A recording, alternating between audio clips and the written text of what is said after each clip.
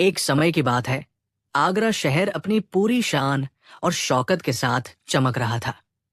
यमुना नदी के किनारे बसा ये शहर मुगल सल्तनत की राजधानी था और यहाँ के हर कूचे में बादशाह अकबर के नाम का डंका बजता था। दिन का समय था, सूरज आग के गोले की तरह तप रहा था और उसकी किरणें आगरा के किले के संगमरमरी पत्थरों पर पड़कर चारों दिशाओं में चकाचौंध पैदा कर रही थी। किले के अंदर दीवान में रोज की तरह आज भी बादशाह अकबर का दरबार लगा हुआ था। दरबार खचाखच भरा हुआ था। दूर दूर से आए परियादी अपनी अर्जियां लेकर खड़े थे, तो वही दूसरी ओर सल्तनत के बड़े बड़े मनसबदार, जागीरदार और नवरत्न अपनी अपनी जगहों पर विराजमान थे। माहौल में एक अजीब सी गंभीरता थी, ऐसी गंभीरता जो अक्सर लड़ाई के मैदानों में या किसी बड़ी घोषणा से पहले देखने को मिलती थी। बादशाह अकबर अपने आलीशान सिंहासन पर बैठे थे। उनकी नजरें सामने रखे एक पत्र पर टिकी हुई थी। ये कोई आम पत्र नहीं था, ये वो चिट्ठी थी जिसने पिछले कुछ दिनों से पूरे आगरा में, खासकर शाही दरबार में, एक अनजाना सा तौस पैदा कर दिया था। चिट्ठी का कागज पीला और पुराना था और उस पर लिखी इबारत ऐसी थी जिसे पढ़ना हर किसी के बस की बात नहीं थी। पर बात सिर्फ इतनी ही नहीं थी, इस चिट्ठी के साथ एक अफवाह भी जुड़ी हुई थी। अफवाह यह थी कि जो भी इस चिट्ठी को पूरी तरह से पढ़ता है, उसकी जिंदगी में कुछ न कुछ अनहोनी घट जाती है। ये चिट्ठी सबसे पहले शाही सजाने के पास मिली थी, जहां से उसे सीधा बादशाह के सामने पेश किया गया। खजांची ने कांपते हुए बताया कि ये चिट्ठी उसे जजाने के उस संदूक में मिली जिसे सालों से खोला नहीं गया था। संदूक के ऊपर धूल की मोटी परत जमी थी और उस पर जाले लगे हुए थे, पर चिट्ठी ऐसी थी जैसे उसे अभी अभी किसी ने रखा हो। उस पर न तो धूल का कोई कण था और न ही कोई जाला। बादशाह अकबर ने अपने सबसे भरोसेमंद मुंशी को वो चिट्ठी पढ़ने का हुक्म दिया। मुंशी ने जैसे ही चिट्ठी को हाथ में लिया, उसके चेहरे का रंग उड़ गया। उसने लड़खड़ाती आवाज में चिट्ठी पढ़नी शुरू की, पर चंद लफ्जों के बाद ही उसकी जबान लड़खड़ाने लगी और वो बेहोश होकर गिर पड़ा। उसे होश आया तो वो अपना दिमागी संतुलन खो चुका था। वो बस एक ही बात दोहरा रहा था, वो आएगा, सब खत्म कर देगा। इसके बाद दरबार के कई और विद्वानों और पंडितों ने उस चिट्ठी को पढ़ने की कोशिश की, पर नतीजा वही रहा। कोई बीमार पड़ गया, किसी के घर में चोरी हो गई, तो कोई दरबार आते आते रास्ते में ही किसी हादसे का शिकार हो गया। धीरे धीरे ये बात पूरे आगरा में आग की तरह फैल गई कि वो एक शापित चिट्ठी है, एक ऐसी चिट्ठी जो अपने साथ दुर्भाग्य लेकर आती है। आज दरबार में उसी चिट्ठी पर चर्चा हो रही थी। बादशाह अकबर का चेहरा गुस्से और चिंता से लाल हो रहा था। उन्होंने अपनी भारी आवाज में कहा, क्या इस पूरी सल्तनत में कोई ऐसा सूरमा नहीं है जो इस मनहूस चिट्ठी का राज खोल सके? क्या हम मुट्ठी भर लफ्जों से डरकर बैठ जाएंगे? दरबार में सन्नाटा छाया हुआ था। किसी की हिम्मत नहीं हो रही थी कि वो बादशाह की आंखों में आंखें डालकर कुछ कह सके। सब के सब सिर झुकाए ऐसे बैठे थे जैसे वो इंसान न होकर पत्थर की मूर्तें हों। तभी उस खामोशी को चीरती हुई एक आवाज आई, जहां पनाह, अगर आपकी इजाजत हो तो क्या आपका ये गुलाम उस चिट्ठी को एक नजर देख सकता है? सबकी नजरें उस आवाज की ओर घूम गई। ये आवाज किसी और की नहीं, बल्कि बादशाह के सबसे प्रिय और बुद्धिमान सलाहकार बीरबल की थी। बीरबल अपनी जगह से उठकर खड़े हुए और उन्होंने बादशाह को अदब से सलाम किया। बीरबल के चेहरे पर न तो कोई डर था और न ही कोई घबराहट। उनकी आंखों में हमेशा की तरह एक चमक थी, एक ऐसी चमक जो किसी भी पहेली को सुलझाने के लिए मचलती रहती थी। बादशाह अकबर के चेहरे पर हल्की सी मुस्कान आई। उन्हें बीरबल पर पूरा भरोसा था। उन्होंने कहा, बीरबल, हमें तुमसे यही उम्मीद थी। आओ और देखो, इस चिट्ठी कोर्ट पर ध्यान रहे, ये कोई मजाक नहीं है। इसके साथ कई लोगों की बुरी किस्मत जुड़ी हुई है। बीरबल मुस्कुराए और बोले, जहांपनाह, किस्मत तो ऊपर वाले के हाथ में होती है। हम तो बस अपनी अकल का इस्तेमाल कर सकते हैं। और जहां तक दुर्भाग्य की बात है, तो सबसे बड़ा दुर्भाग्य तो अज्ञानता और वहम में जीना है। ये कहकर बीरबल आगे बढ़े और उस चिट्ठी को अपने हाथ में उठा लिया। पूरा दरबार सांस रोके बीरबल को देख रहा था। कुछ दरबारी जो बीरबल से जलते थे, मन ही मन खुश हो रहे थे। वो सोच रहे थे कि आज बीरबल का घमंड चूर चूर हो जाएगा। आज उसे भी पता चलेगा कि डर क्या होता है। बीरबल ने चिट्ठी को बड़े ध्यान से देखा। उसकी बनावट, उसका कागज, उस पर इस्तेमाल हुई स्याही, हर चीज को वो बारीकी से परख रहे थे। फिर उन्होंने चिट्ठी को खोला और उसे पढ़ना शुरू किया। जैसे जैसे बीरबल चिट्ठी पढ़ते जा रहे थे, उनके चेहरे के भाव बदलते जा रहे थे। कभी उनकी भौहें तन जाती, तो कभी उनके होठों पर एक रहस्यमयी मुस्कान आ जाती। दरबारियों की धड़कनें तेज होती जा रही थी। उन्हें लग रहा था कि अब कुछ होने वाला है। अब बीरबल के साथ भी कोई अनहोनी घटेगी। काफी देर तक चिट्ठी पढ़ने के बाद बीरबल ने अपनी नजरें उठाईं और बादशाह अकबर की ओर देखा। बादशाह ने बेचैनी से पूछा, क्या लिखा है इस चिट्ठी में बीरबल? और तुम ठीक तो हो? बीरबल ने एक लंबी सांस ली और कहा, जहांपनाह, मैं बिल्कुल ठीक हूं। और इस चिट्ठी में जो लिखा है वो वाकई बहुत गंभीर है, पर उतना भी नहीं जितना कि इसका तौस फैलाया गया है। एक दरबारी ने अपनी जगह से उठकर कहा, बीरबल, साफ साफ क्यों नहीं बताते कि इसमें क्या लिखा है? हमें घुमाने की कोशिश मत करो। बीरबल ने उस दरबारी की ओर देखा और मुस्कुराकर बोले, सब्र मेरे दोस्त, सब्र। हर चीज का एक सही वक्त होता है। जहांपनाह, इस चिट्ठी का राज मैं आपको जरूर बताऊंगा, पर अकेले में, क्योंकि इसमें कुछ ऐसी बातें लिखी हैं जिन्हें यूं भरे दरबार में बताना सल्तनत की सुरक्षा के लिए ठीक नहीं होगा। बादशाह अकबर बीरबल की बात से सहमत हो गए। उन्होंने दीवान आम को बर्खास्त करने का हुक्म दिया और बीरबल को लेकर दीवान ताज की ओर चल दिए। दरबारी आपस में कानाफूसी करने लगे। किसी को समझ नहीं आ रहा था कि आखिर उस चिट्ठी में ऐसा क्या लिखा हो सकता है जिसे बीरबल भरे दरबार में नहीं बता सकते। क्या वो कोई टुफिया पैशाम है, या किसी दुश्मन की साजिश, या फिर सच में कोई जादुई श्राप? आप लोगों को क्या लगता है उस चिट्ठी में क्या लिखा होगा? जरा अपना दिमाग दौड़ाइए और नीचे कमेंट्स में हमें बताइए। देखते हैं किसका अंदाजा सही निकलता है। और हाँ, अगर कहानी में मजा आ रहा है तो इस कहानी को एक लाइक जरूर कर दीजिए। आपके एक लाइक से हमारा हौसला बढ़ता है। अब आगे की कहानी सुनिए।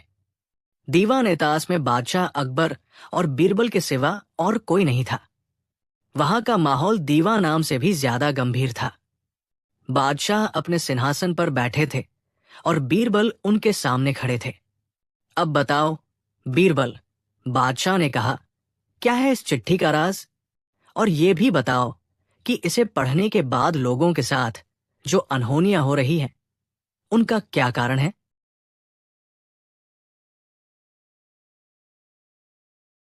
बीरबल ने चिट्ठी को बादशाह के सामने मेज पर रख दिया और कहा, जहांपनाह, ये चिट्ठी असल में एक बहुत पुरानी भविष्यवाणी है। इसे किसी बहुत बड़े ज्योतिषी ने लिखा था, शायद सैकड़ों साल पहले। इसमें लिखा है कि जब आसमान में 2 पूंछ वाला तारा दिखाई देगा, तब इस सल्तनत पर एक बहुत बड़ी मुसीबत आएगी। एक ऐसा दुश्मन पैदा होगा जो अपने साथ तबाही का सैलाब लेकर आएगा और सब कुछ तहस-नहस कर देगा। चिट्ठी में उस दुश्मन का हुलिया और उसके कुछ निशानों का भी जिक्र है। बादशाह अकबर की पेशानी पर चिंता की लकीरें उभर आईं। उन्होंने पूछा, और लोगों के साथ जो हादसे हो रहे हैं, उनका क्या? क्या वो भी इसी भविष्यवाणी का हिस्सा है? बीरबल मुस्कुराए और बोले, नहीं जहांपनाह, यही तो सारा खेल है। लोगों के साथ जो हादसे हो रहे हैं, उनका इस चिट्ठी से कोई लेना देना नहीं है। वो सब सिर्फ एक इत्तिपाट है, या यूं कह लीजिए कि वहम का नतीजा है। वहम का नतीजा? हम कुछ समझे नहीं, बादशाह ने कहा। बीरबल ने समझाना शुरू किया, जहांपनाह, इंसान का दिमाग बहुत ताकतवर होता है। अगर वो किसी चीज पर पूरी तरह से यकीन कर ले तो उसे वो चीज सच लगने लगती है। जब से ये अफवाह फैली है कि ये चिट्ठी मनहूस है, तब से हर कोई डरा हुआ है। हर कोई यही सोच रहा है कि उसके साथ कुछ बुरा होने वाला है। और जब आप किसी बुरी चीज के बारे में लगातार सोचते हैं तो आपका ध्यान अच्छी चीजों से हट जाता है।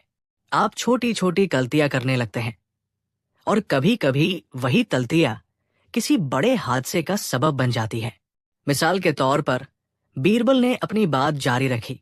जिस मुंशी ने सबसे पहले इस चिट्ठी को पढ़ा था वो पहले से ही दिल का मरीज था। चिट्ठी का खौफ उस पर इतना हावी हो गया कि उसे दिल का दौरा पड़ गया। और जो दूसरा दरबारी बीमार पड़ा वो पिछले कई दिनों से मौसम की मार झेल रहा था। डर की वजह से उसकी बीमारी और बढ़ गई। जिसके घर में चोरी हुई वो खुद इतना डरा हुआ था कि रात को दरवाजा ठीक से बंद करना ही भूल गया। बादशाह अकबर बड़े ध्यान से बीरबल की बातें सुन रहे थे। उन्हें धीरे धीरे सारी बात समझ में आ रही थी।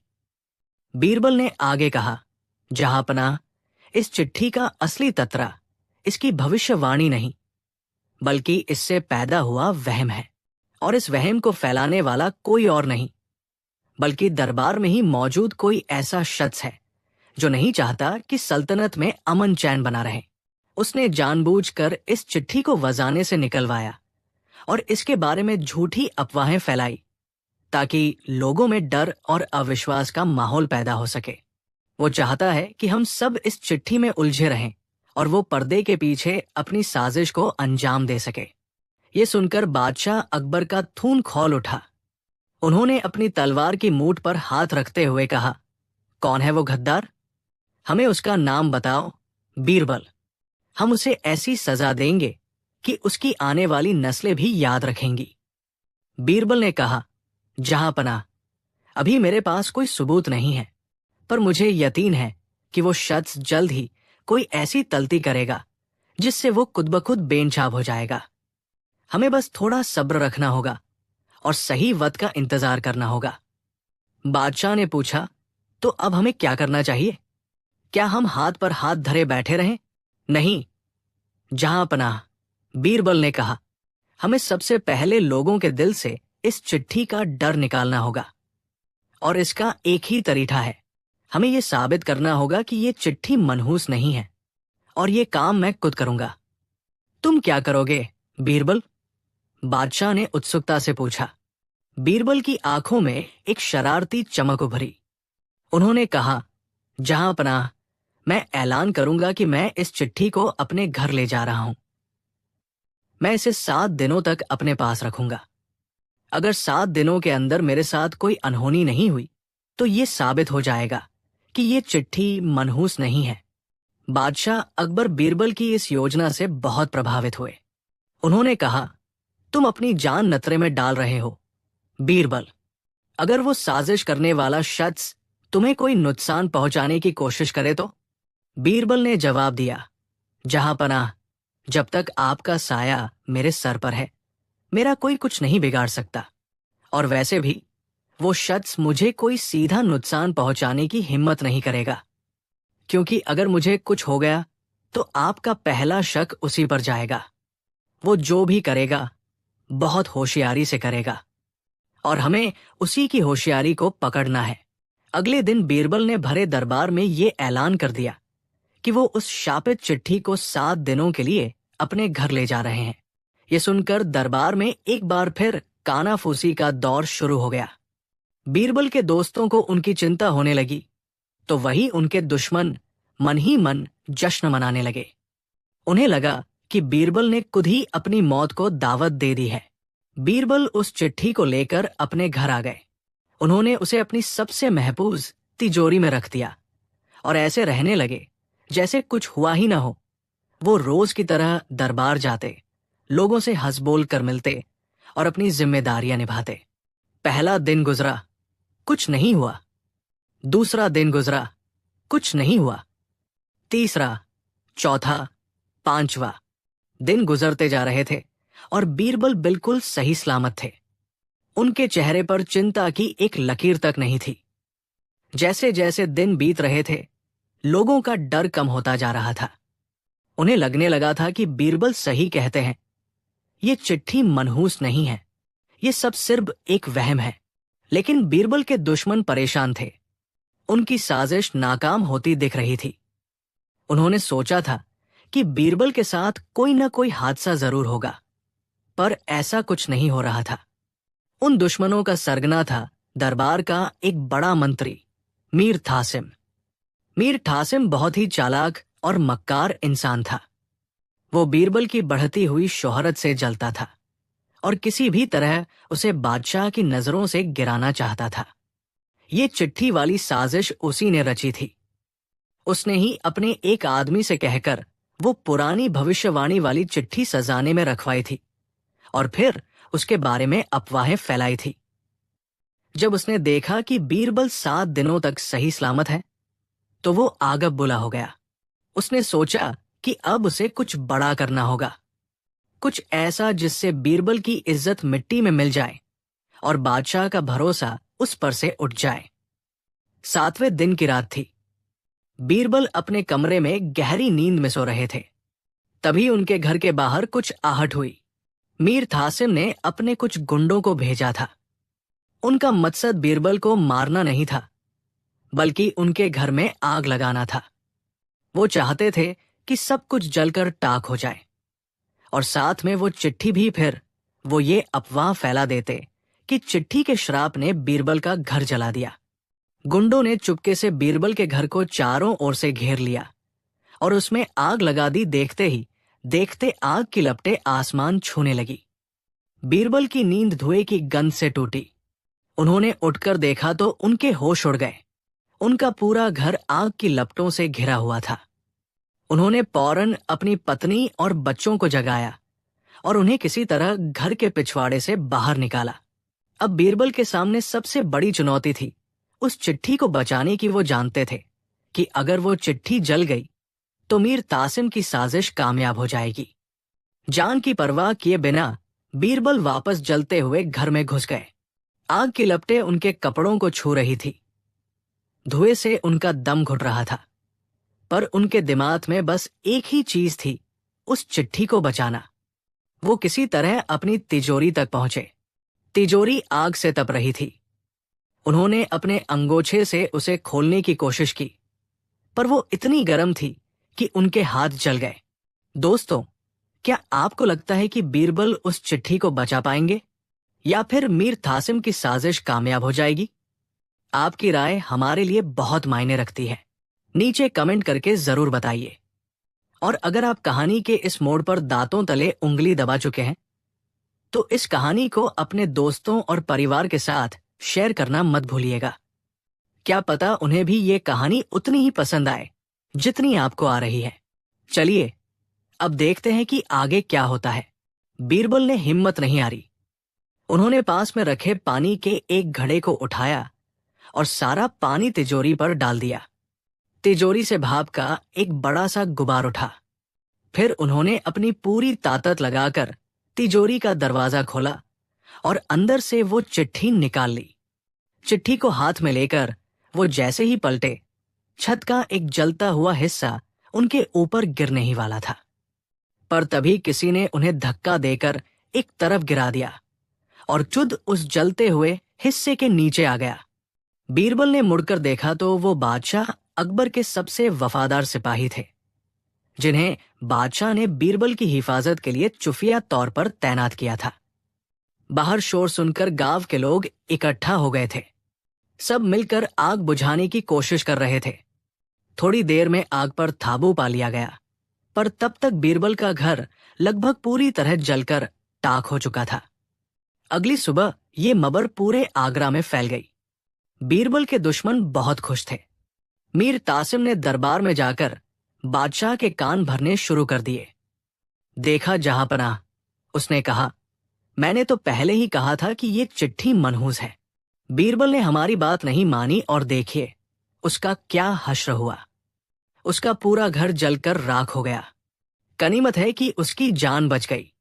दूसरे दरबारी भी मीर तासिम की हाँ में हाँ मिलाने लगे। वो सब मिलकर बीरबल को गलत साबित करने पर तुले हुए थे। बादशाह अकबर खामोशी से सबकी बातें सुन रहे थे। उनके चेहरे पर कोई भाव नहीं था। तभी बीरबल दरबार में दाखिल हुए। उनके कपड़े धुएं से काले हो रहे थे और उनके हाथ पर जले का निशान था, पर उनकी आंखों में वही पुरानी चमक थी। उन्होंने आकर बादशाह को सलाम किया। मीर तासिम ने तंज कसते हुए कहा, क्यों बीरबल, अब तो मान गए न कि वो चिट्ठी मनहूस है? अब तो तुम्हारी सारी हेकड़ी निकल गई होगी। बीरबल मुस्कुराए और अपनी जेब से वो चिट्ठी निकालकर सबके सामने लहराते हुए बोले, मनहूस ये चिट्ठी नहीं, बल्कि वो लोग हैं जिनकी सोच मनहूस है। और जहां तक मेरे घर के जलने की बात है, तो वो किसी श्राप की वजह से नहीं, बल्कि एक सोची समझी साजिश के तहत जलाया गया है। ये सुनकर दरबार में सन्नाटा छा गया। क्या मतलब है तुम्हारा? बादशाह अकबर ने पूछा।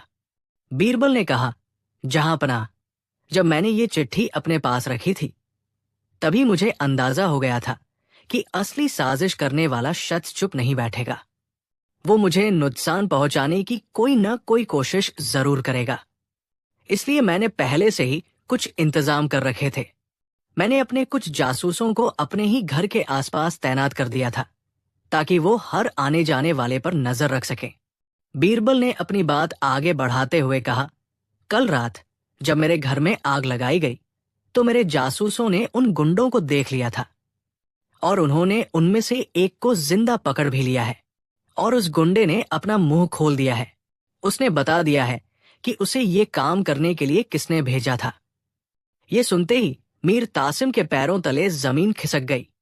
उसके चेहरे का रंग पच हो गया और वो पसीने से तरबतर हो गया। बीरबल ने मीर तासिम की ओर इशारा करते हुए कहा, जहांपनाह, वो गद्दार कोई और नहीं, बल्कि आपका ये वफादार मंत्री मीर तासिम है। इसी ने ये सारी साजिश रची थी, ताकि सल्तनत में अपराधपरी का माहौल पैदा हो और वो उसका फायदा उठा सके। इसी ने मेरे घर में आग लगवाई थी, ताकि ये साबित कर सके कि ये चिट्ठी मनहूस है और मैं झूठा हूं। मीर तासिम चीत कर बोला, ये झूठ है। ये मुझे फंसाने की साजिश कर रहा है। मेरे पास इसके खिलाफ कोई सबूत नहीं है। सबूत है, बीरबल ने कहा, और सबूत ये चिट्ठी खुद है। सब हैरान थे। एक चिट्ठी सबूत कैसे हो सकती थी? बीरबल ने समझाना शुरू किया, जहांपनाह, जब मैंने पहली बार इस चिट्ठी को पढ़ा था, तभी मुझे एक बात अजीब लगी थी। ये चिट्ठी सैकड़ों साल पुरानी बताई जा रही थी, पर इसकी स्याही एकदम नई लग रही थी। मैंने जब इसकी जांच की तो पता चला कि ये स्याही वही शाह स्याही है, जिसे सिर्फ शाही दस्तावेज लिखने के लिए इस्तेमाल किया जाता है। और ये स्याही सिर्फ कुछ खास लोगों को ही दी जाती है, जिनमें से एक मीर तासिम भी है। और दूसरी बात, बीरबल ने कहा, इस चिट्ठी में जिस 2 पूंछ वाले तारे का जिक्र है, वो आज से ठीक 20 साल पहले आसमान में दिखाई दिया था। और उसी दिन मीर तासिम के घर में एक बेटे का जन्म हुआ था, जिसके माथे पर पैदाइशी एक निशान है, ठीक वैसा ही जैसा इस चिट्ठी में दुश्मन के निशान के बारे में बताया गया है। बीरबल ने मीर तासिम की ओर देखकर कहा, मीर तासिम, तुम खुद को अगला बादशाह बनाना चाहते थे। तुमने इस पुरानी भविष्यवाणी का सहारा लेकर एक झूठी कहानी गढ़ी। तुमने खुद ये चिट्ठी लिखवाई और उसे जजाने में रखवा दिया, ताकि वक्त आने पर तुम अपने ही बेटे को वो मसीहा या वो दुश्मन बनाकर पेश कर सको, जैसा भी तुम्हें वायदेमंद लगता। तुमने सोचा था कि लोग डर जाएंगे और तुम्हारी बात मान लेंगे, पर तुम एक बात भूल गए मीर तासिम। बुराई कितनी भी ताकतवर क्यों न हो, एक न एक दिन उसका अंत जरूर होता है। सच सामने आ चुका था। मीर तासिम के पास कहने के लिए कुछ नहीं था। उसने बादशाह अकबर के कदमों में गिरकर अपनी जान की भीख मांगी। लेकिन बादशाह अकबर धोखेबाजों को माफ नहीं करते थे। उन्होंने हुक्म दिया कि मीर तासिम को उसके किए की सजा दी जाए और उसे जिंदगी भर के लिए काल कोठरी में डाल दिया जाए। इस तरह बीरबल ने अपनी बुद्धिमानी और सूझबूझ से न सिर्फ एक बड़ी साजिश को बेनठाब किया, बल्कि लोगों के दिलों से एक झूठे वहम को भी दूर किया। उन्होंने ये साबित कर दिया कि असली शक्ति किसी चिट्ठी या भविष्यवाणी में नहीं, बल्कि इंसान की अपनी अथल और हिम्मत में होती है। बादशाह अकबर बीरबल से बहुत खुश हुए। उन्होंने बीरबल को ढेरों इनाम दिए और उन्हें गले से लगा लिया। तो दोस्तों, ये थी कहानी उस चिट्ठी की जिससे सब डरते थे। उम्मीद है आपको ये कहानी पसंद आई होगी। आपने देखा कि कैसे एक झूठे वहम ने लोगों के दिलों में कौस पैदा कर दिया था और कैसे बीरबल ने अपनी चतुराई से उस कौश का पर्दाफाश किया। ये कहानी हमें सिखाती है कि हमें सुनी सुनाई बातों पर आंख बंद करके भरोसा नहीं करना चाहिए, बल्कि हर बात को अपनी तर्क की कसौटी पर परखना चाहिए। अगर आपको बीरबल की ये चतुराई भरी कहानी वाकई अच्छी लगी हो, तो हमारे इस प्रयास को अपना प्यार देने के लिए आप सुपर थैंक्स का इस्तेमाल भी कर सकते हैं। आपका छोटा सा योगदान हमें ऐसी ही और भी मजेदार और ज्ञानवर्धक कहानियां आप तक पहुंचाने के लिए प्रेरित करता है। और हाँ, हमारे चैनल को सब्सक्राइब करना तो बिल्कुल भी मत भूलिएगा, ताकि आप हमारी कोई भी आने वाली कहानी मिस ना करें। हम आपसे जल्द ही मिलेंगे एक नई कहानी के साथ। तब तक के लिए अपना ख्याल रखिए और हमेशा सच के साथ खड़े रहिए। वाह! पिछली कहानी पर आप लोगों के प्यार और हौसले ने तो हमारा दिल ही जीत लिया। आपके इतने सारे कमेंट्स और लाइक्स देखकर लगता है कि बीरबल की बुद्धिमानी की कहानियां आज भी लोगों के दिलों में जिंदा है। खैर, आपकी इसी मोहब्बत का मान रखते हुए हम हाजिर हैं एक और किस्सा लेकर। और हाँ, जैसा कि आपने पिछली बार कहा था, ये कहानी वहीं से शुरू होगी जहां पिछली खत्म हुई थी। या यूं कहिए कि उस कहानी के कुछ वक्त बाद, जब आगरा में सब कुछ शांत हो चुका था और मीर तासिम की साजिश को लोग लगभग भूल चुके थे, तो तैयार हो जाइए एक ऐसे सफर पर निकलने के लिए जहां झूठ के काले बादलों को बीरबल अपनी चालाकी की बिजली से चीर कर रख देंगे। ये कहानी है झूठ की एक ऐसी अनोखी परीक्षा की जिसने मुगल सल्तनत की नींव को हिलाकर रख दिया था। मानसून की पहली बौछार के बाद आगरा की धरती से एक सौंधी सौंधी महक उठ रही थी। आसमान में काले सफेद बादल ऐसे अटखेलिया कर रहे थे मानो कोई चित्रकार अपने कैनवास पर रंगों से खेल रहा हो। यमुना नदी का पानी बढ़ गया था और उसके किनारों पर उगी घास पहले से कहीं ज्यादा हरी और जिंदा नजर आ रही थी। मौसम में एक अजीब सी ठंडक और ताजगी थी, ऐसी ताजगी जो दिलों को सुकून और रूह को चैन देती है। पर आगरा के किले के अंदर दीवा नाम का माहौल मौसम से बिल्कुल उलट था। वहां न तो कोई ठंडक थी और न ही कोई ताजगी। वहां थी तो सिर्फ एक बेचैन करने वाली गर्मी, एक ऐसी घुटन जो बड़े बड़े सूरमाओं के पसीने छुड़ा रही थी। बादशाह अकबर अपने आलीशान तख्त पर विराजमान थे, पर उनके चेहरे पर वो रौब और वो तेज नहीं था जिसके लिए वो जाने जाते थे। उनकी आंखों में चिंता और सोच की गहरी लकीरें साफ दिखाई दे रही थी। दरबार हमेशा की तरह खचाखच भरा हुआ था, पर आज किसी के मुंह से एक लफ्ज नहीं निकल रहा था। सब के सब किसी मूर्ति की तरह खामोश और बेजान बैठे थे। इस खामोशी और बेचैनी की वजह थी एक खास मेहमान, एक ऐसा मेहमान जो हजारों मील का सफर तय करके देवगिरी के राज्य से आया था। देवगिरी दक्षिण का एक बहुत ही शक्तिशाली और समृद्ध राज्य था। उसके राजा रुद्र प्रताप अपनी बहादुरी के साथ साथ अपनी कुटिल बुद्धि के लिए भी मशहूर थे। कहा जाता था कि राजा रुद्र प्रताप को शतरंज के खेल में हराना और मगरमच्छ से भरे दरिया को तैरकर पार करना एक बराबर था। आज उसी राजा रुद्र प्रताप का दूत, जिसका नाम चंद्रभान था, बादशाह अकबर के दरबार में खड़ा था। चंद्रभान कोई साधारण दूत नहीं था। उसका कद लंबा और शरीर गठा हुआ था। उसकी आंखों में एक ऐसी चमक थी जो किसी की भी आत्मा के आर पार देख सकती थी। उसने जो कपड़े पहने थे वो रेशम और सोने के तारों से बने थे और उसकी पगड़ी में लगा हीरा दूर से ही लोगों की आंखों को चकाचौंध कर रहा था। पर इन सबसे ज्यादा ध्यान खींचने वाली चीज थी वो सोने का पिंजरा जो उसके हाथ में था। पिंजरे के अंदर एक हरे रंग का तोता बैठा था। एक ऐसा तोता जो देखने में तो आम तोतों जैसा ही था, पर चंद्रभान का दावा था कि ये दुनिया का इकलौता ऐसा तोता है जो सिर्फ सच बोलता है, या यूं कहिए कि ये झूठ को पकड़ लेता है। चंद्रभान ने दरबार में आकर बादशाह अकबर को अदब से सलाम किया और फिर अपनी भारी दमदार आवाज में बोलना शुरू किया।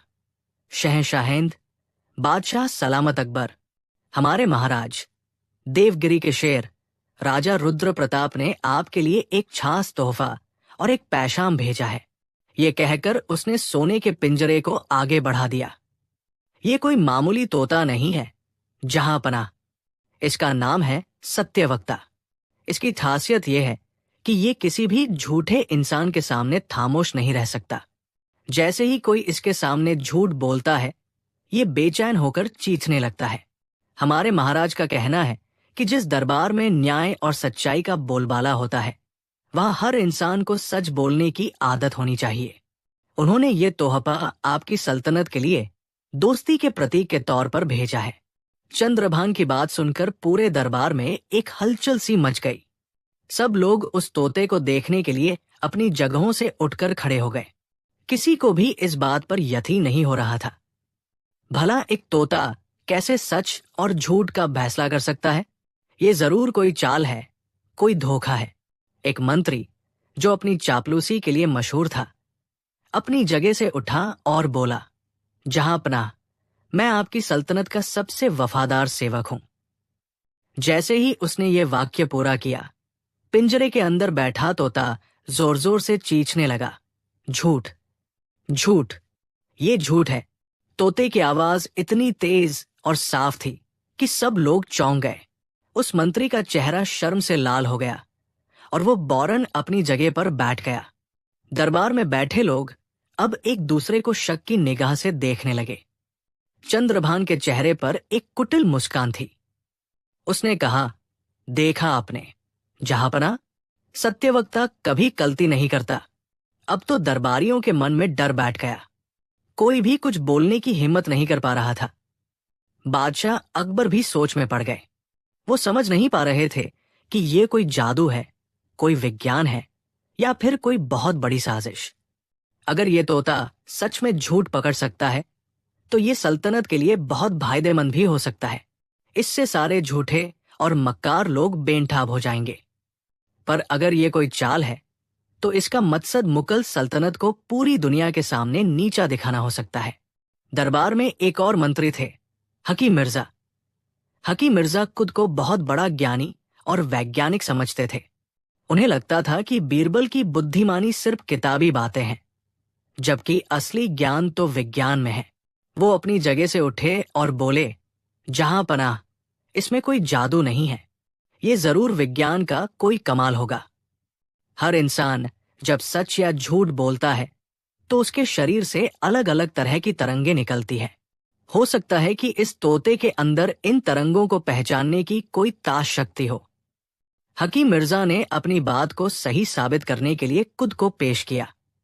वो तोते के पिंजरे के पास गए और बोले, मैं बादशाह सलामत का एक शुभ चिंतक हूं। तोता खामोश रहा।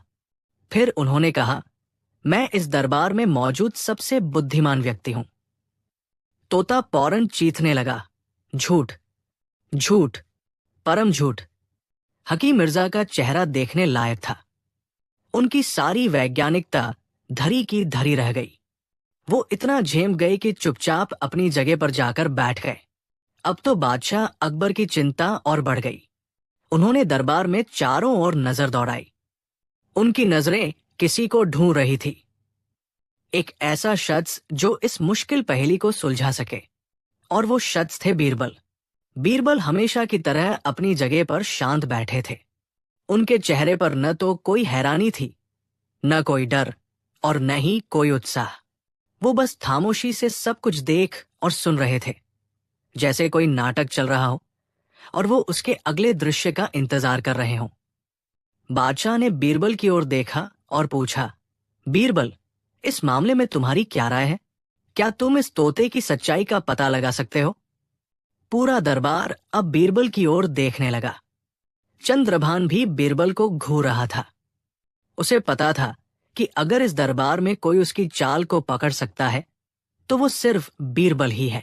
बीरबल अपनी जगह से उठे, बादशाह को सलाम किया और फिर उस तोते के पिंजरे के पास गए। उन्होंने पिंजरे को बड़े ध्यान से देखा। उसके सोने के तार, उसकी बनावट, पिंजरे के नीचे लगी छोटी सी कटोरी, हर चीज को उन्होंने बारीकी से परखा। फिर उन्होंने तोते को देखा, जो अपनी गर्दन टेढ़ी करके बीरबल को ही देख रहा था। बीरबल मुस्कुराए और तोते से पूछा, क्यों मियां मिट्ठू, क्या हाल है तुम्हारे? तोता खामोश रहा। बीरबल ने फिर पूछा, क्या तुम सच में झूठ पकड़ लेते हो? तोता अब भी खामोश था। चंद्रभान बीच में बोल पड़ा, बीरबल जी, ये तोता सवालों का जवाब नहीं देता। ये सिर्फ तब बोलता है जब कोई झूठा बयान दिया जाता है। बीरबल ने चंद्रभान की ओर देखा और कहा, अच्छा, तो ये बात है।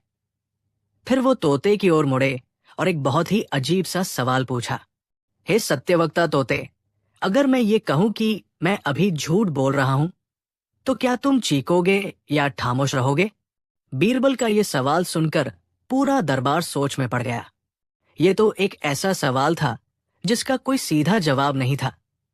अगर बीरबल सच में झूठ बोल रहे हैं तो तोते को चीखना चाहिए, पर अगर तोता चीखता है तो इसका मतलब बीरबल सच बोल रहे थे कि वो झूठ बोल रहे हैं, और अगर बीरबल सच बोल रहे हैं तो तोते को खामोश रहना चाहिए।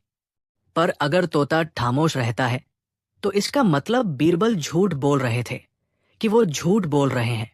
ये एक ऐसी पहेली थी जिसने सबके दिमाग को घुमाकर रख दिया। चंद्र भी इस सवाल के लिए तैयार नहीं था। उसके चेहरे पर पहली बार घबराहट दिखाई दी। तोता, जाहिर सी बात है, खामोश ही रहा। बीरबल मुस्कुराए और बादशाह अकबर की ओर मुड़कर बोले, जहांपनाह, ये तोता कोई चमत्कारी नहीं है। ये सिर्फ एक प्रशिक्षित तोता है और ये पूरी की पूरी एक बहुत बड़ी चाल है।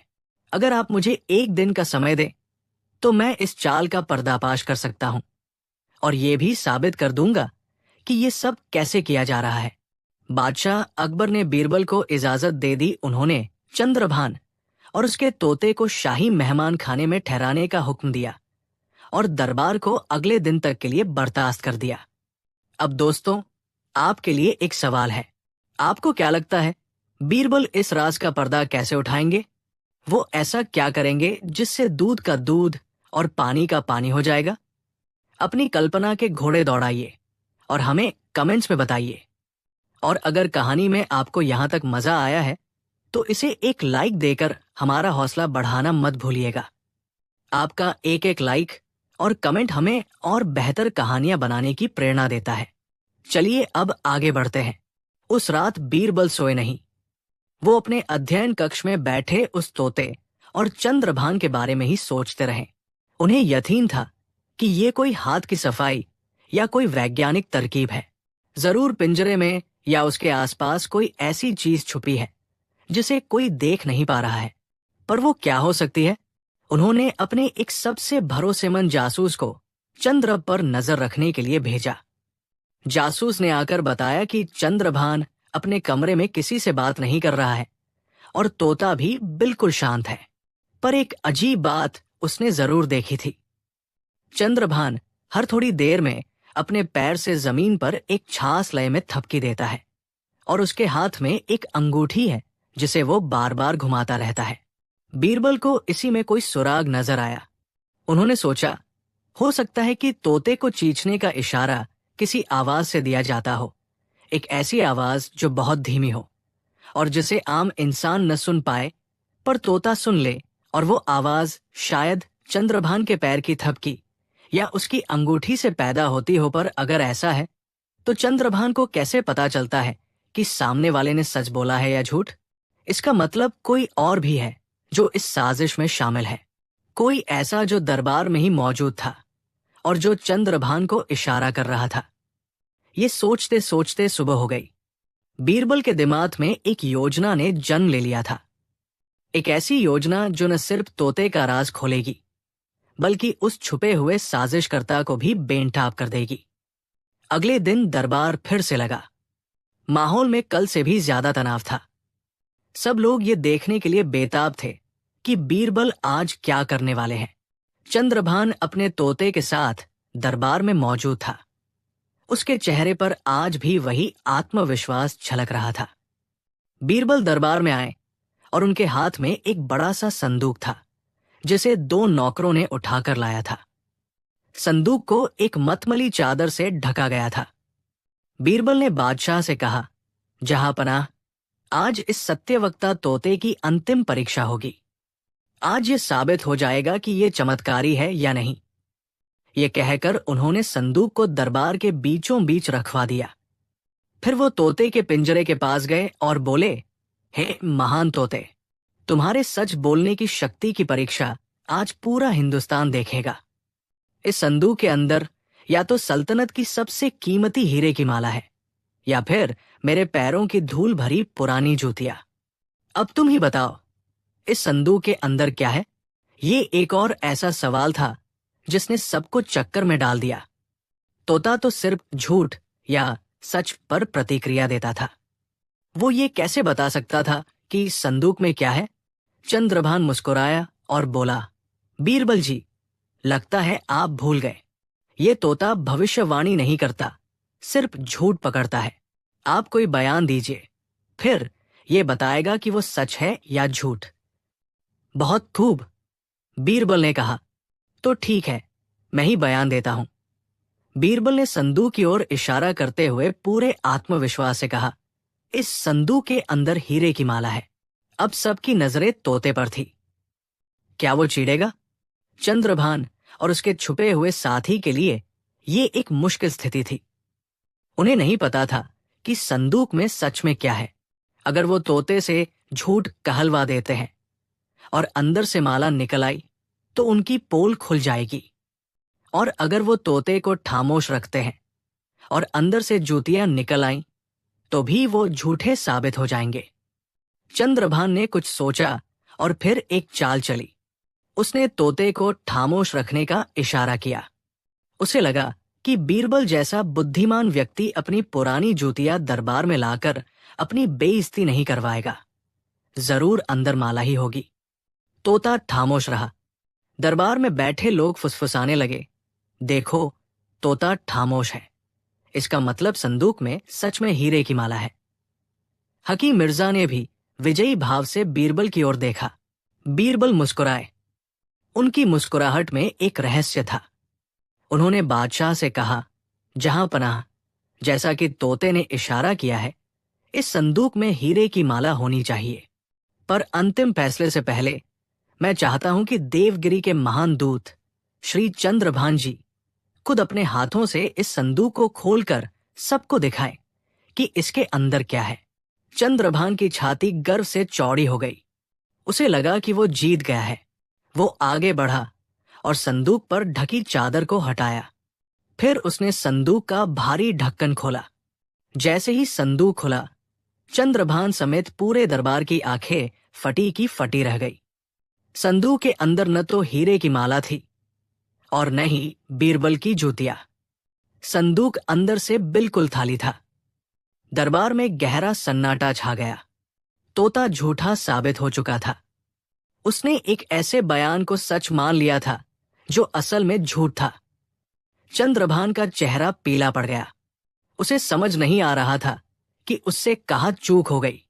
बीरबल ने अपनी बुलंद आवाज में कहा, जहांपनाह, जैसा कि हम सब देख सकते हैं, ये तोता कोई सत्यवक्ता नहीं, बल्कि एक महाझूठा है। इसने मेरे झूठे बयान पर कोई प्रतिक्रिया नहीं दी, पर असली सवाल ये नहीं है। असली सवाल यह है कि इस धोखेबाजी के पीछे कौन है। ये कहकर बीरबल तेजी से उस पर्दे की ओर बढ़े जो दरबार के एक कोने में लगा था। उन्होंने एक ही झटके में उस पर्दे को खींचकर हटा दिया। पर्दे के पीछे एक आदमी बैठा था, जिसके कान में एक लंबी नली जैसा यंत्र लगा हुआ था और उसके हाथ में एक छोटी सी सीटी थी। ये वही आदमी था जो दरबार की बातें सुनकर चंद्रभान को इशारे दे रहा था और सीटी बजाकर तोते को चीथने पर मजबूर कर रहा था। सीटी की आवाज इतनी महीन थी कि उसे सिर्फ तोता ही सुन सकता था। सिपाहियों ने फौरन उस आदमी को पकड़ लिया। अब तो चंद्रभान की चोरी पूरी तरह से पकड़ी गई थी। उसने बादशाह के कदमों में गिरकर माफी मांगनी शुरू कर दी। बादशाह अकबर का चेहरा गुस्से से लाल था। उन्होंने अपनी तलवार निकाल ली और चंद्रभान की गर्दन पर रखते हुए कहा, तुम्हारी ये हिम्मत कैसे हुई कि तुमने मुगल सल्तनत के दरबार का मजाक उड़ाया? तुम्हारी इस गुस्ताखी की सजा सिर्फ मौत है। चंद्रभान कांप रहा था। उसे अपनी मौत सामने नजर आ रही थी। पर तभी उसने हिम्मत करके कहा, रुक जाइए जहांपनाह, मुझे मारने से पहले मेरी पूरी बात तो सुन लीजिए। मैं मानता हूं कि मैंने आपको धोखा दिया, पर यह मेरी अपनी मर्जी नहीं थी। ये मेरे महाराज राजा रुद्र प्रताप के हुक्म का हिस्सा था। क्या मतलब? बादशाह ने पूछा। चंद्रभान ने कहा, जहांपनाह, आप दोनों की जीत हुई। आपके दरबार ने ये परीक्षा पास कर ली। मेरे महाराज सिर्फ ये देखना चाहते थे कि आपके दरबार में बुद्धि और विवेक का राज है या अंधविश्वास और वहम का। वो ये परखना चाहते थे कि क्या आपके पास बीरबल जैसा कोई बुद्धिमान सलाहकार है जो किसी भी चाल को समझ सके। आपके सलाहकार ने यह साबित कर दिया कि मुगल सल्तनत की नींव को कोई धोखा हिला नहीं सकता। यह सुनकर बादशाह का गुस्सा थोड़ा शांत हुआ, पर चंद्रभान की बात अभी खत्म नहीं हुई थी। उसके चेहरे पर अब एक नई गंभीरता आ गई थी। उसने कहा, जहांपनाह, मेरे महाराज आपकी और आपके सलाहकार की बुद्धिमत्ता से बहुत प्रभावित हुए हैं, पर तोते वाली ये परीक्षा तो सिर्फ एक झांकी थी, एक छोटा सा खेल था। असली चुनौती तो अब शुरू होगी। ये कहकर वो अपनी जगह पर खड़ा हुआ। उसकी आंखों में अब डर की जगह एक अजीब सी चुनौती का भाव था।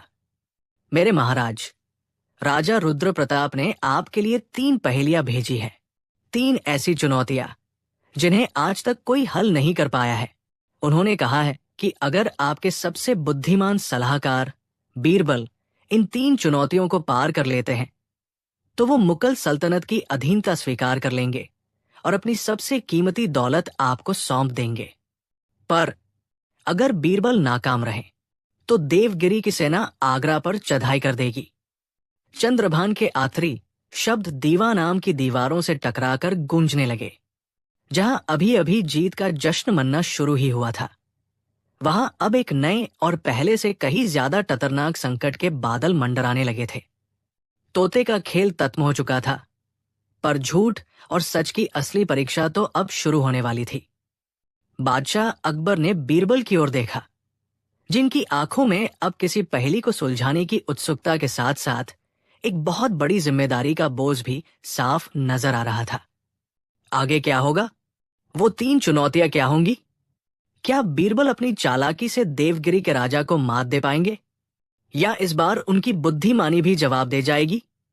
ये सब जानने के लिए आपको अगली कहानी का इंतजार करना होगा।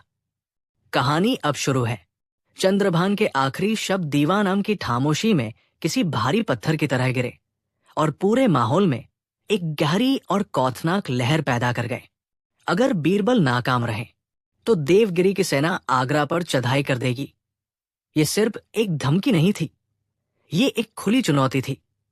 एक ऐसा ऐलान जंग जिसने बादशाह अकबर के चेहरे से सुकून का हर निशान मिटा दिया। जिस दरबार में कुछ पल पहले बीरबल की जीत की खुशी मनाई जा रही थी, वहां अब मौत का सन्नाटा पसर गया था। हर दरबारी के चेहरे पर हवाइयां उड़ रही थी। सोने के पिंजरे में बंद वो झूठा तोता अब एक मामूली खिलौना लग रहा था, और उसके सामने खड़ा देवगिरी का दूत चंद्रभान अब किसी यमदूत से कम नहीं लग रहा था। बादशाह अकबर का चेहरा, जो बीरबल की जीत पर गर्व से चमक रहा था, अब गुस्से और चिंता से पत्थर की तरह सख्त हो गया था। उन्होंने अपनी जगह से उठते हुए कहा, यह कोई चुनौती नहीं, ये गुस्ताखी है। चंद्रभान, तुम्हारे राजा रुद्र प्रताप की ये हिम्मत कैसे हुई कि वो मुगल सल्तनत को जंग के लिए ललकारे? क्या वो भूल गया है कि हमारी तलवारों की प्यास दरियाओं का पानी पीकर भी नहीं बुझती? चंद्रभान के चेहरे पर कोई शिकन नहीं आई। उसने बड़ी शांति से जवाब दिया, जहांपनाह, मेरे महाराज कुछ भूले नहीं हैं। वो आपकी ताकत और आपकी सल्तनत की महानता का पूरा सम्मान करते हैं, पर वो ये भी मानते हैं कि सच्ची ताकत सिर्फ तलवारों में नहीं, दिमाग में भी होती है। ये जंग हथियारों से नहीं, अक्ल से लड़ी जाएगी। फैसला आपका है। या तो आप अपने सबसे बुद्धिमान सलाहकार की बुद्धि पर भरोसा करें और हमेशा के लिए देवगिरी की दोस्ती और वफादारी हासिल कर लें, या फिर इस चुनौती से मुंह मोड़कर उस जंग के लिए तैयार हो जाएं, जिसमें हजारों बेगुनाहों का खून बहेगा। ये एक ऐसा जाल था जिसे राजा रुद्र प्रताप ने बड़ी होशियारी से बुना था। उसने अकबर को एक ऐसी स्थिति में लाकर खड़ा कर दिया था जहां से आगे कुआं था और पीछे खाई। अगर अकबर चुनौती स्वीकार करते हैं तो वो बीरबल की जान को दांव पर लगा रहे हैं, और अगर वो मना करते हैं तो पूरी दुनिया में ये संदेश जाएगा कि मुगल बादशाह एक छोटे से राज्य की दिमागी चुनौती से डर गया। सबकी नजरें अब बीरबल पर थी, वो शख्स जिसके कंधों पर आज पूरी सल्तनत का बोझ आ टिका था। बीरबल शांत खड़े थे, उनकी नजरें चंद्रभान की आंखों में आंखें डाले हुए थी, जैसे वो उसके शब्दों के पीछे छुपे असली इरादे को पढ़ने की कोशिश कर रहे हों। बीरबल आगे बढ़े और बादशाह अकबर के सामने सिर झुकाकर बोले, जहांपनाह, इस गुलाम को आपके सम्मान और इस सल्तनत की शान के लिए अपनी जान दांव पर लगाने की इजाजत दीजिए। मैं देवगिरी के राजा की इन चुनौतियों को स्वीकार करता हूं।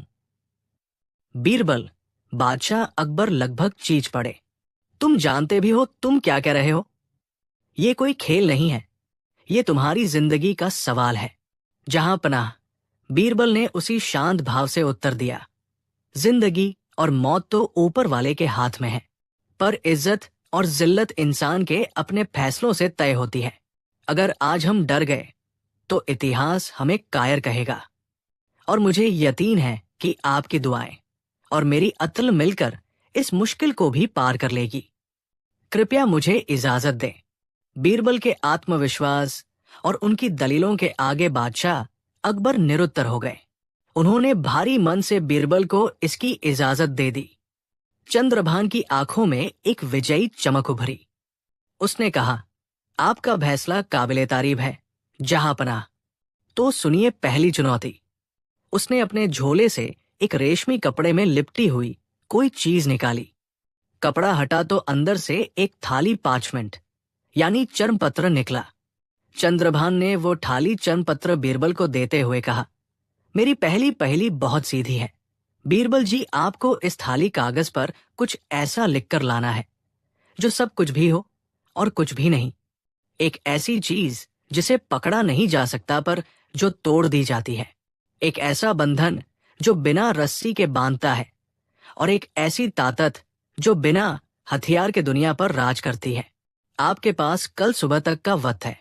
पहेली सुनकर पूरा दरबार एक बार फिर सोच में डूब गया।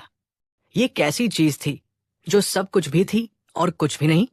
हवा, सोच, आत्मा, प्यार? दरबारियों ने आपस में कानाफूसी शुरू कर दी। हर कोई अपनी अपनी अक्ल के घोड़े दौड़ा रहा था, पर किसी को भी कोई ऐसा जवाब नहीं सूझ रहा था जो पहेली की हर शर्त पर खरा उतरता हो। बीरबल ने वो थाली चर्मपत्र लिया और बिना कुछ कहे दरबार से चले गए। उनके जाने के बाद दरबार में बेचैनी और बढ़ गई। क्या बीरबल इस पहेली को सुलझा पाएंगे? अगर वो पहली ही चुनौती में हार गए तो? दोस्तों, जरा आप भी अपना दिमाग लगाइए। वो कौन सी चीज है जो सब कुछ भी है और कुछ भी नहीं, जो बिना रस्सी के बांधती है और जिसे पकड़ा नहीं जा सकता? अपनी राय हमें नीचे कमेंट्स में जरूर बताइएगा। देखते हैं कि आप में से कितने लोग बीरबल की तरह सोच पाते हैं। और अगर इस कहानी का तनाव आपको अपने नाखून चबाने पर मजबूर कर रहा है तो इस कहानी को अपने दोस्तों के साथ शेयर करना मत भूलिएगा। उस पूरी रात आगरा के लोग चैन से सो रहे थे, पर बीरबल की आंखों में नींद का नामो निशान नहीं था। वो अपने घर के बगीचे में टहल रहे थे। उनके हाथ में वो थाली चर्मपत्र था और उनका दिमाग पहेली के हर शब्द में उलझा हुआ था। उन्होंने हर मुमकिन जवाब के बारे में सोचा, हवा, पानी, कयाल, सपना, पर कोई भी जवाब पहेली की सारी शर्तों को पूरा नहीं कर रहा था। जैसे जैसे सुबह की पहली किरण फूटने लगी, बीरबल की बेचैनी बढ़ती जा रही थी। तभी उनकी नजर अपने छोटे बेटे पर पड़ी जो बगीचे में खेल रहा था। खेलते खेलते वो गिर गया और उसके घुटने में हल्की सी चोट लग गई। वो रोने लगा। बीरबल दौड़कर उसके पास गए, उसे गोद में उठाया और पुचकारते हुए बोले, मेरे बहादुर बेटे, रोते नहीं। मैं तुमसे वादा करता हूं कि शाम को तुम्हारे लिए बाजार से सबसे अच्छा लकड़ी का घोड़ा लेकर आऊंगा। ये सुनते ही बच्चे का रोना बंद हो गया। उसके चेहरे पर एक बड़ी सी मुस्कान आ गई। वो अपनी चोट को भूलकर उस घोड़े के कयालों में खो गया जो उसे शाम को मिलने वाला था। और ठीक उसी पल बीरबल के दिमाग में बिजली कौंधी। उन्हें अपनी पहेली का जवाब मिल गया था। वो मुस्कुराए, अपने बेटे को प्यार किया और सीधा अपने अध्ययन कक्ष की ओर चल दिए। उन्होंने कलम उठाई और उस थाली चर्मपत्र पर सिर्फ एक शब्द लिखा। अगले दिन दरबार का माहौल देखने लायक था। हर आंख दरवाजे पर टिकी थी, बीरबल का इंतजार कर रही थी। चंद्रभान के चेहरे पर एक व्यंग भरी मुस्कान थी, जैसे उसे यकीन हो कि बीरबल हार मान चुका होगा। तभी बीरबल ने दरबार में प्रवेश किया। उनके चेहरे पर वही पुरानी शांति और आत्मविश्वास था। वो बादशाह के सामने पहुंचे, उन्हें सलाम किया और फिर चंद्रभान की ओर मुड़कर वो चर्मपत्र उसे थमा दिया। चंद्रभान ने जल्दी से चर्मपत्र खोला। उसे उम्मीद थी कि उस पर कोई लंबा चौड़ा फलसफा लिखा होगा जिसे वो आसानी से गलत साबित कर देगा, पर चर्मपत्र पर सिर्फ एक शब्द लिखा था, वचन। ये शब्द पढ़ते ही चंद्रभान का चेहरा उतर गया। बीरबल ने बोलना शुरू किया, हे देवगिरी के दूत, आपने एक ऐसी चीज मांगी थी जो सब कुछ भी हो और कुछ भी नहीं। वचन या वादा एक ऐसी ही चीज है। जब कोई किसी को वचन देता है तो उस पल वो उसके लिए सब कुछ बन जाता है। वो उसकी उम्मीद, उसका भरोसा, उसका भविष्य सब कुछ होता है। पर अगर आप उसे ढूंढने निकले तो वो कुछ भी नहीं है। उसका कोई रंग, रूप या वजन नहीं होता। वो हवा की तरह अदृश्य है। बीरबल ने आगे कहा, आपने कहा था कि उसे पकड़ा नहीं जा सकता। आप एक वचन को अपने हाथ में नहीं पकड़ सकते। और फिर आपने कहा कि वो तोड़ दिया जाता है। दुनिया में सबसे आसानी से तोड़ी जाने वाली चीज भी वचन ही है। आपने एक ऐसे बंधन की बात की जो बिना रस्सी के बांधता है। एक वचन इंसान को जिम्मेदारियों और उम्मीदों की ऐसी रस्सी से बांध देता है जो किसी लोहे की जंजीर से भी ज्यादा मजबूत होती है। और आखिर में आपने एक ऐसी ताकत की बात की जो बिना हथियार के दुनिया पर राज करती है। इतिहास गवाह है, जहांपनाह, कि बड़े बड़े बादशाहों ने अपनी सल्तनत अपने वचन और अपनी जुबान की ताकत पर ही कायम की है। भरोसा और वचन ही किसी भी रिश्ते, समाज या सल्तनत की नींव होते हैं। बीरबल की व्याख्या सुनकर पूरा दरबार वाह वाह कर उठा। बादशाह अकबर गर्व से मुस्कुरा रहे थे। चंद्रभान के पास कहने के लिए कुछ नहीं था। उसने सिर झुकाकर अपनी हार मान ली। मैं आपकी बुद्धिमानी को सलाम करता हूं। बीरबल जी, आप पहली परीक्षा में पास हुए, चंद्रभान ने कहा, पर उसकी आवाज में अब पहले जैसी अकड़ नहीं थी। पर यह तो सिर्फ शुरुआत थी। अब तैयार हो जाइए दूसरी चुनौती के लिए। उसने अपने सेवकों को इशारा किया। सेवक मखमल के कपड़े से ढकी 3 बड़ी बड़ी चीजें दरबार में लेकर आए। जब उन पर से कपड़ा हटाया गया तो सबने देखा कि वो इंसान के कद के 3 पुतले थे। तीनों पुतले मोम, मिट्टी और लकड़ी के मिश्रण से बने थे और देखने में हूबहू एक जैसे थे। उनकी शक्ल, उनका कद, उनका रंग, यहां तक कि उनके कपड़े भी एक समान थे। उनमें परख कर पाना नामुमकिन था। चंद्रभान ने कहा, यह है मेरी दूसरी चुनौती, जिसका शीर्षक है, जब बीरबल ने पुतलों से बात की, बीरबल जी, ये 3 पुतले जो आपको दिख रहे हैं, ये बाहर से एक जैसे हैं, पर अंदर से इनकी फितरत अलग अलग है। इनमें से एक उत्तम है, यानी सबसे अच्छा, एक मध्यम है, यानी औसत, और एक अधम है, यानी सबसे बुरा। आपको बिना इन्हें तोड़े या कोई नुकसान पहुंचाए ये पता लगाना है कि कौन सा पुतला कैसा है और हाँ, जैसा कि पहेली का नाम है, आपको ये राज इनसे बात करके ही जानना होगा। ये चुनौती पहली से भी ज्यादा अजीब और मुश्किल थी। बेजान पुतलों से कोई कैसे बात कर सकता है और बात करके उनकी फितरत का पता कैसे लगा सकता है? दरबार में फिर से कानाफूसी शुरू हो गई। हकीम मिर्जा ने पुतलों के पास जाकर उनकी जांच की, उन्हें ठोक बजाकर देखा, पर उसे कोई सुराग नहीं मिला। बादशाह अकबर ने बीरबल की ओर देखा। बीरबल की आंखें उन तीनों पुतलों पर गड़ी हुई थी। वो बहुत ध्यान से उन्हें देख रहे थे। फिर उन्होंने चंद्रभान से पूछा, क्या मैं इन पुतलों को छू सकता हूं और इनकी जांच कर सकता हूं? बिल्कुल, चंद्रभान ने कहा, आप जो चाहे कर सकते हैं, बस इन्हें तोड़ नहीं सकते। बीरबल ने सबसे पहले पुतलों के कानों को ध्यान से देखा। उन्हें तीनों पुतलों के कानों में एक बहुत ही छोटा सा बारीक छेद नजर आया। ये देखकर उनके चेहरे पर एक हल्की सी मुस्कान फैल गई। उन्होंने एक सिपाही से लोहे का एक बहुत ही पतला और लंबा तार मंगवाया। अब पूरा दरबार सांस रोके देख रहा था कि बीरबल क्या करने वाले हैं। बीरबल तार लेकर पहले पुतले के पास गए। उन्होंने तार को उसके एक कान के छेद में डाला। तार आसानी से अंदर चला गया और दूसरे कान के छेद से बाहर निकल आया। बीरबल ने पुतले से पीछे हटकर बादशाह से कहा, जहांपनाह, यह है अधम यानी सबसे बुरा पुतला। दरबार में हैरानी की एक लहर दौड़ गई। बीरबल ने ये कैसे जान लिया? बीरबल ने समझाया, ये उस इंसान की तरह है जो एक कान से सुनता है और दूसरे से निकाल देता है। उस पर किसी अच्छी बात का, किसी ज्ञान का कोई असर नहीं होता। वो सिर्फ सुनता है, पर समझता या सीखता कुछ नहीं। ऐसा इंसान समाज के लिए किसी काम का नहीं, इसलिए ये अधम है। अब बीरबल दूसरे पुतले के पास गए। उन्होंने तार को उसके कान के छेद में डाला। इस बार तार दूसरे कान से बाहर नहीं आया, बल्कि पुतले के मुंह से बाहर आ गया। और ये है मध्यम यानी औसत दर्जे का पुतला, बीरबल ने ऐलान किया। ये उस इंसान का प्रतीक है जो कोई बात सुनता तो है, पर उसे अपने अंदर नहीं रख पाता। वो सुनी हुई हर बात को बिना सोचे समझे फौरन दूसरों को बता देता है। ऐसे इंसान पर भरोसा नहीं किया जा सकता, क्योंकि वो किसी राज को राज नहीं रख सकता। इसलिए ये मध्यम है। चंद्रभान का चेहरा अब तक बिल्कुल सफेद पड़ चुका था। उसे यकीन नहीं हो रहा था कि कोई इतनी आसानी से उसकी पहेली को सुलझा सकता है। आखिर में बीरबल तीसरे पुतले के पास गए। उन्होंने तार को उसके कान के छेद में डाला।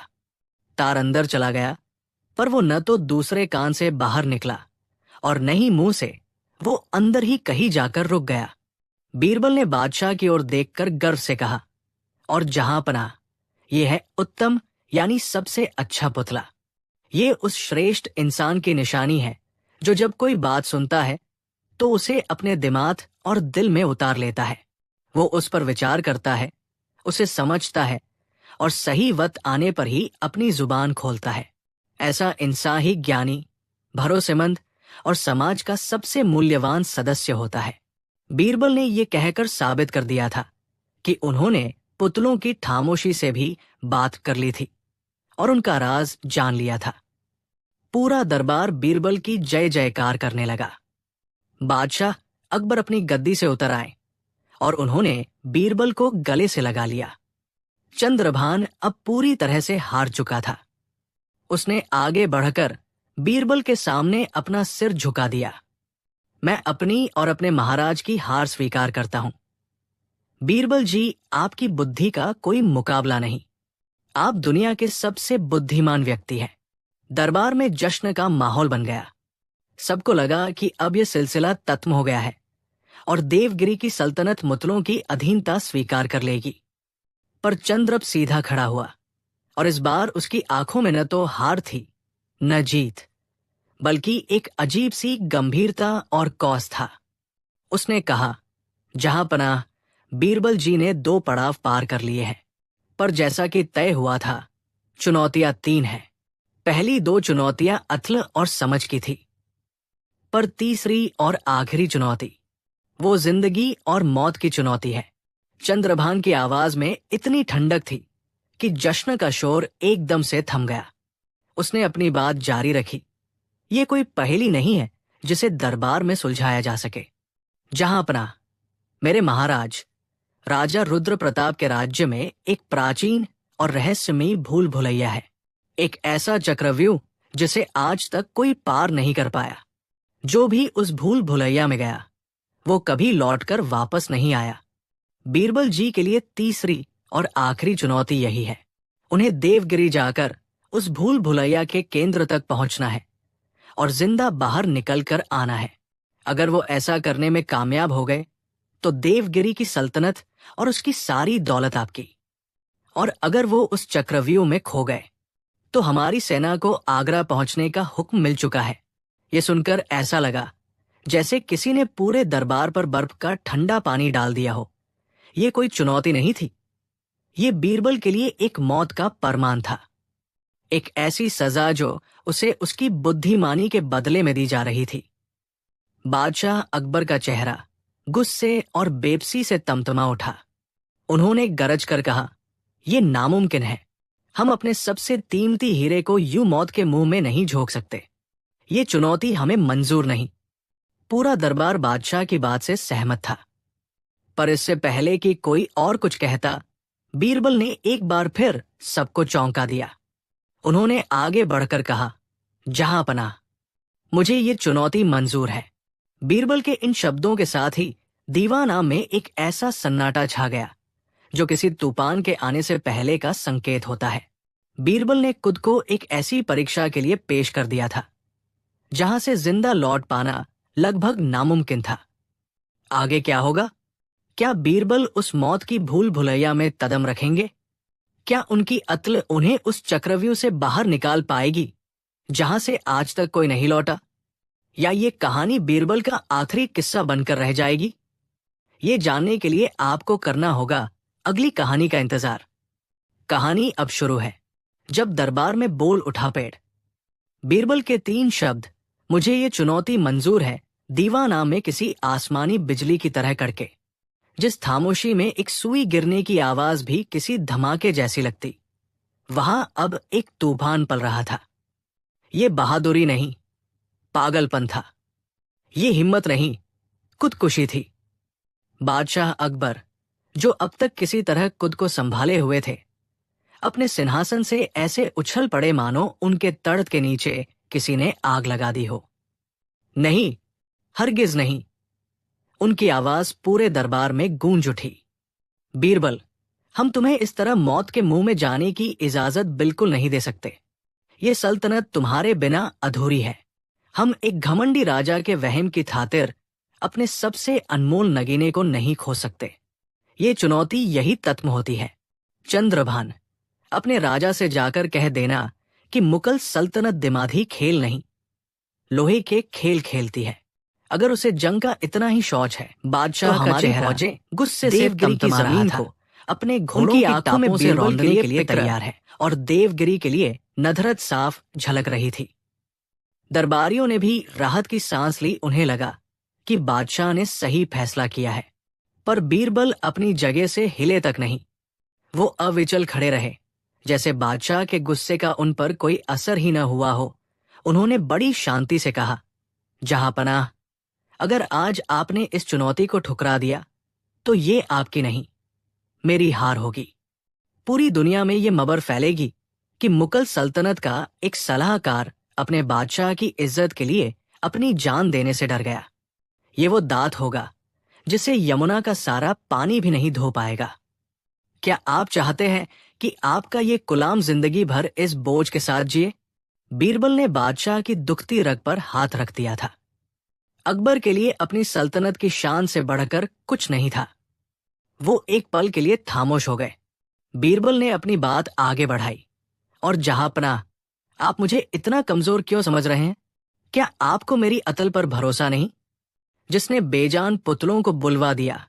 क्या वो एक भूल भुलैया का रास्ता नहीं खोज सकता? आप बस मुझ पर भरोसा रखिए। बीरबल की बातों ने बादशाह के गुस्से को बेबसी में बदल दिया। वो जानते थे कि बीरबल ने जो कहा है वो सच है।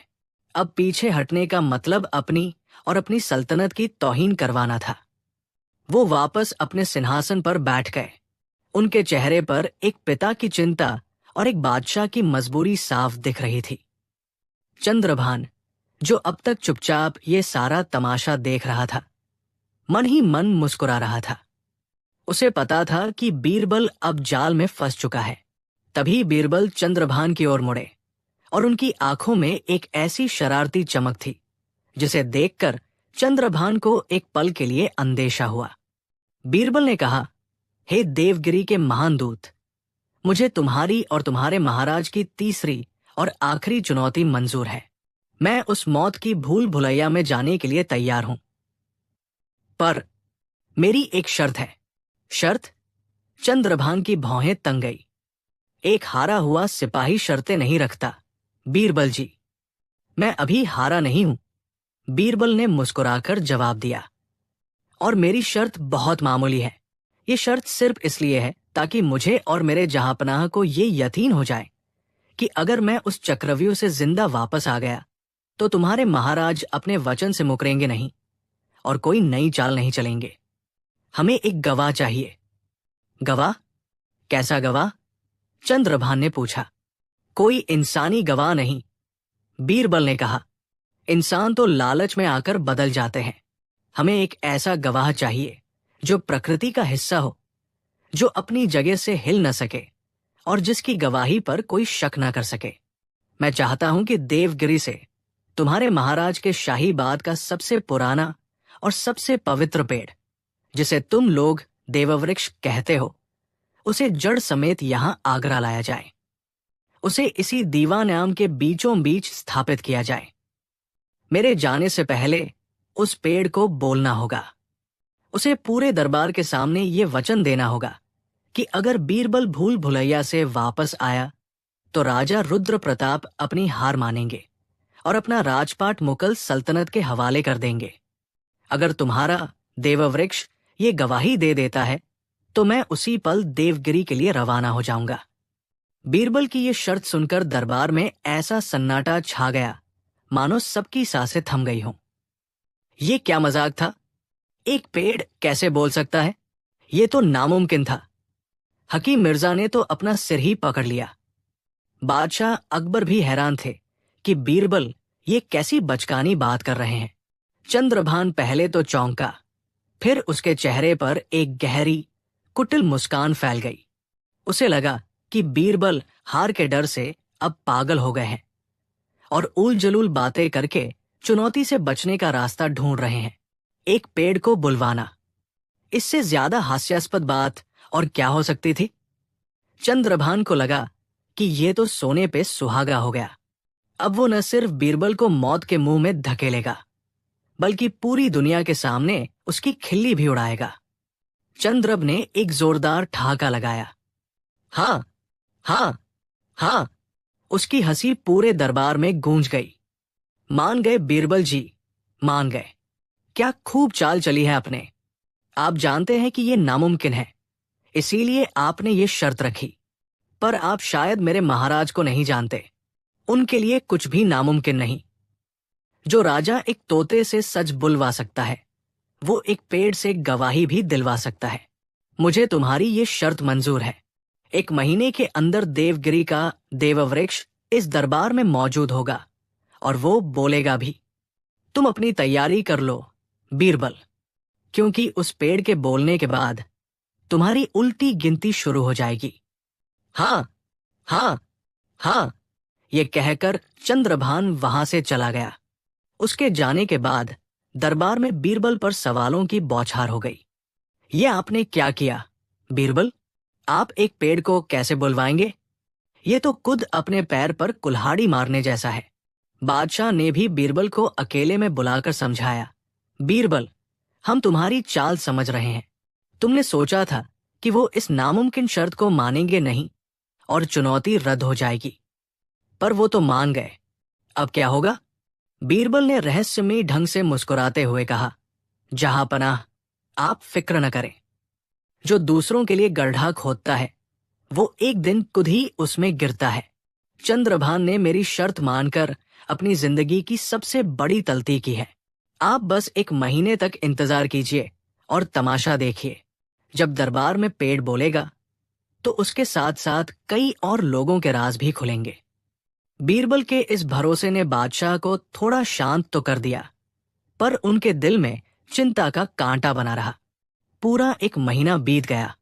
इस 1 महीने में पूरे आगरा में सिर्फ एक ही चर्चा थी, क्या देवगिरी से कोई पेड़ आएगा और क्या वो सच में बोलेगा।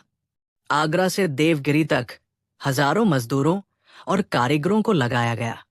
उन्होंने उस विशाल बरगद के पेड़ देववृक्ष को उसकी जड़ों के चारों ओर से खोदा, उसे एक बहुत बड़े लकड़ी के मंच पर स्थापित किया और फिर हजारों बैल और हाथी उसे खींचते हुए आगरा की ओर चल पड़े। ये एक ऐसा नजारा था जिसे लोगों ने पहले कभी नहीं देखा था। एक चलता फिरता जंगल सड़क पर चल रहा था और आखिरकार वो दिन आ ही गया। दीवा नाम को खास तौर पर सजाया गया था। दरबार के बीचों बीच उस विशाल देववृक्ष को स्थापित कर दिया गया था। उसकी फैली हुई शाखाएं छत को छू रही थी और उसकी जटाएं किसी बूले साधु की दाढ़ी की तरह लटक रही थी। पेड़ की मौजूदगी ने ही पूरे माहौल को रहस्यमय और भयभीत करने वाला बना दिया था। दरबार खचाखच भरा था। चंद्रभान अपने राजा रुद्र प्रताप के भेजे हुए कुछ और मंत्रियों और जादूगरों के साथ दरबार में मौजूद था। उनके चेहरों पर जीत की चमक थी। उन्हें यकीन था कि आज वो बीरबल को पूरी तरह से जलील कर देंगे। बादशाह अकबर अपने सिंहासन पर बैठे थे। उनका दिल जोर जोर से धड़क रहा था। बीरबल ने दरबार में प्रवेश किया। वो हमेशा की तरह शांत थे।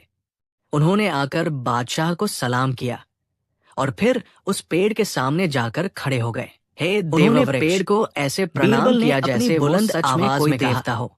हे देवगिरी के पवित्र प्रहरी, तुम आज 2 महान सल्तनतों के बीच एक वचन के गवाह बनने आए हो।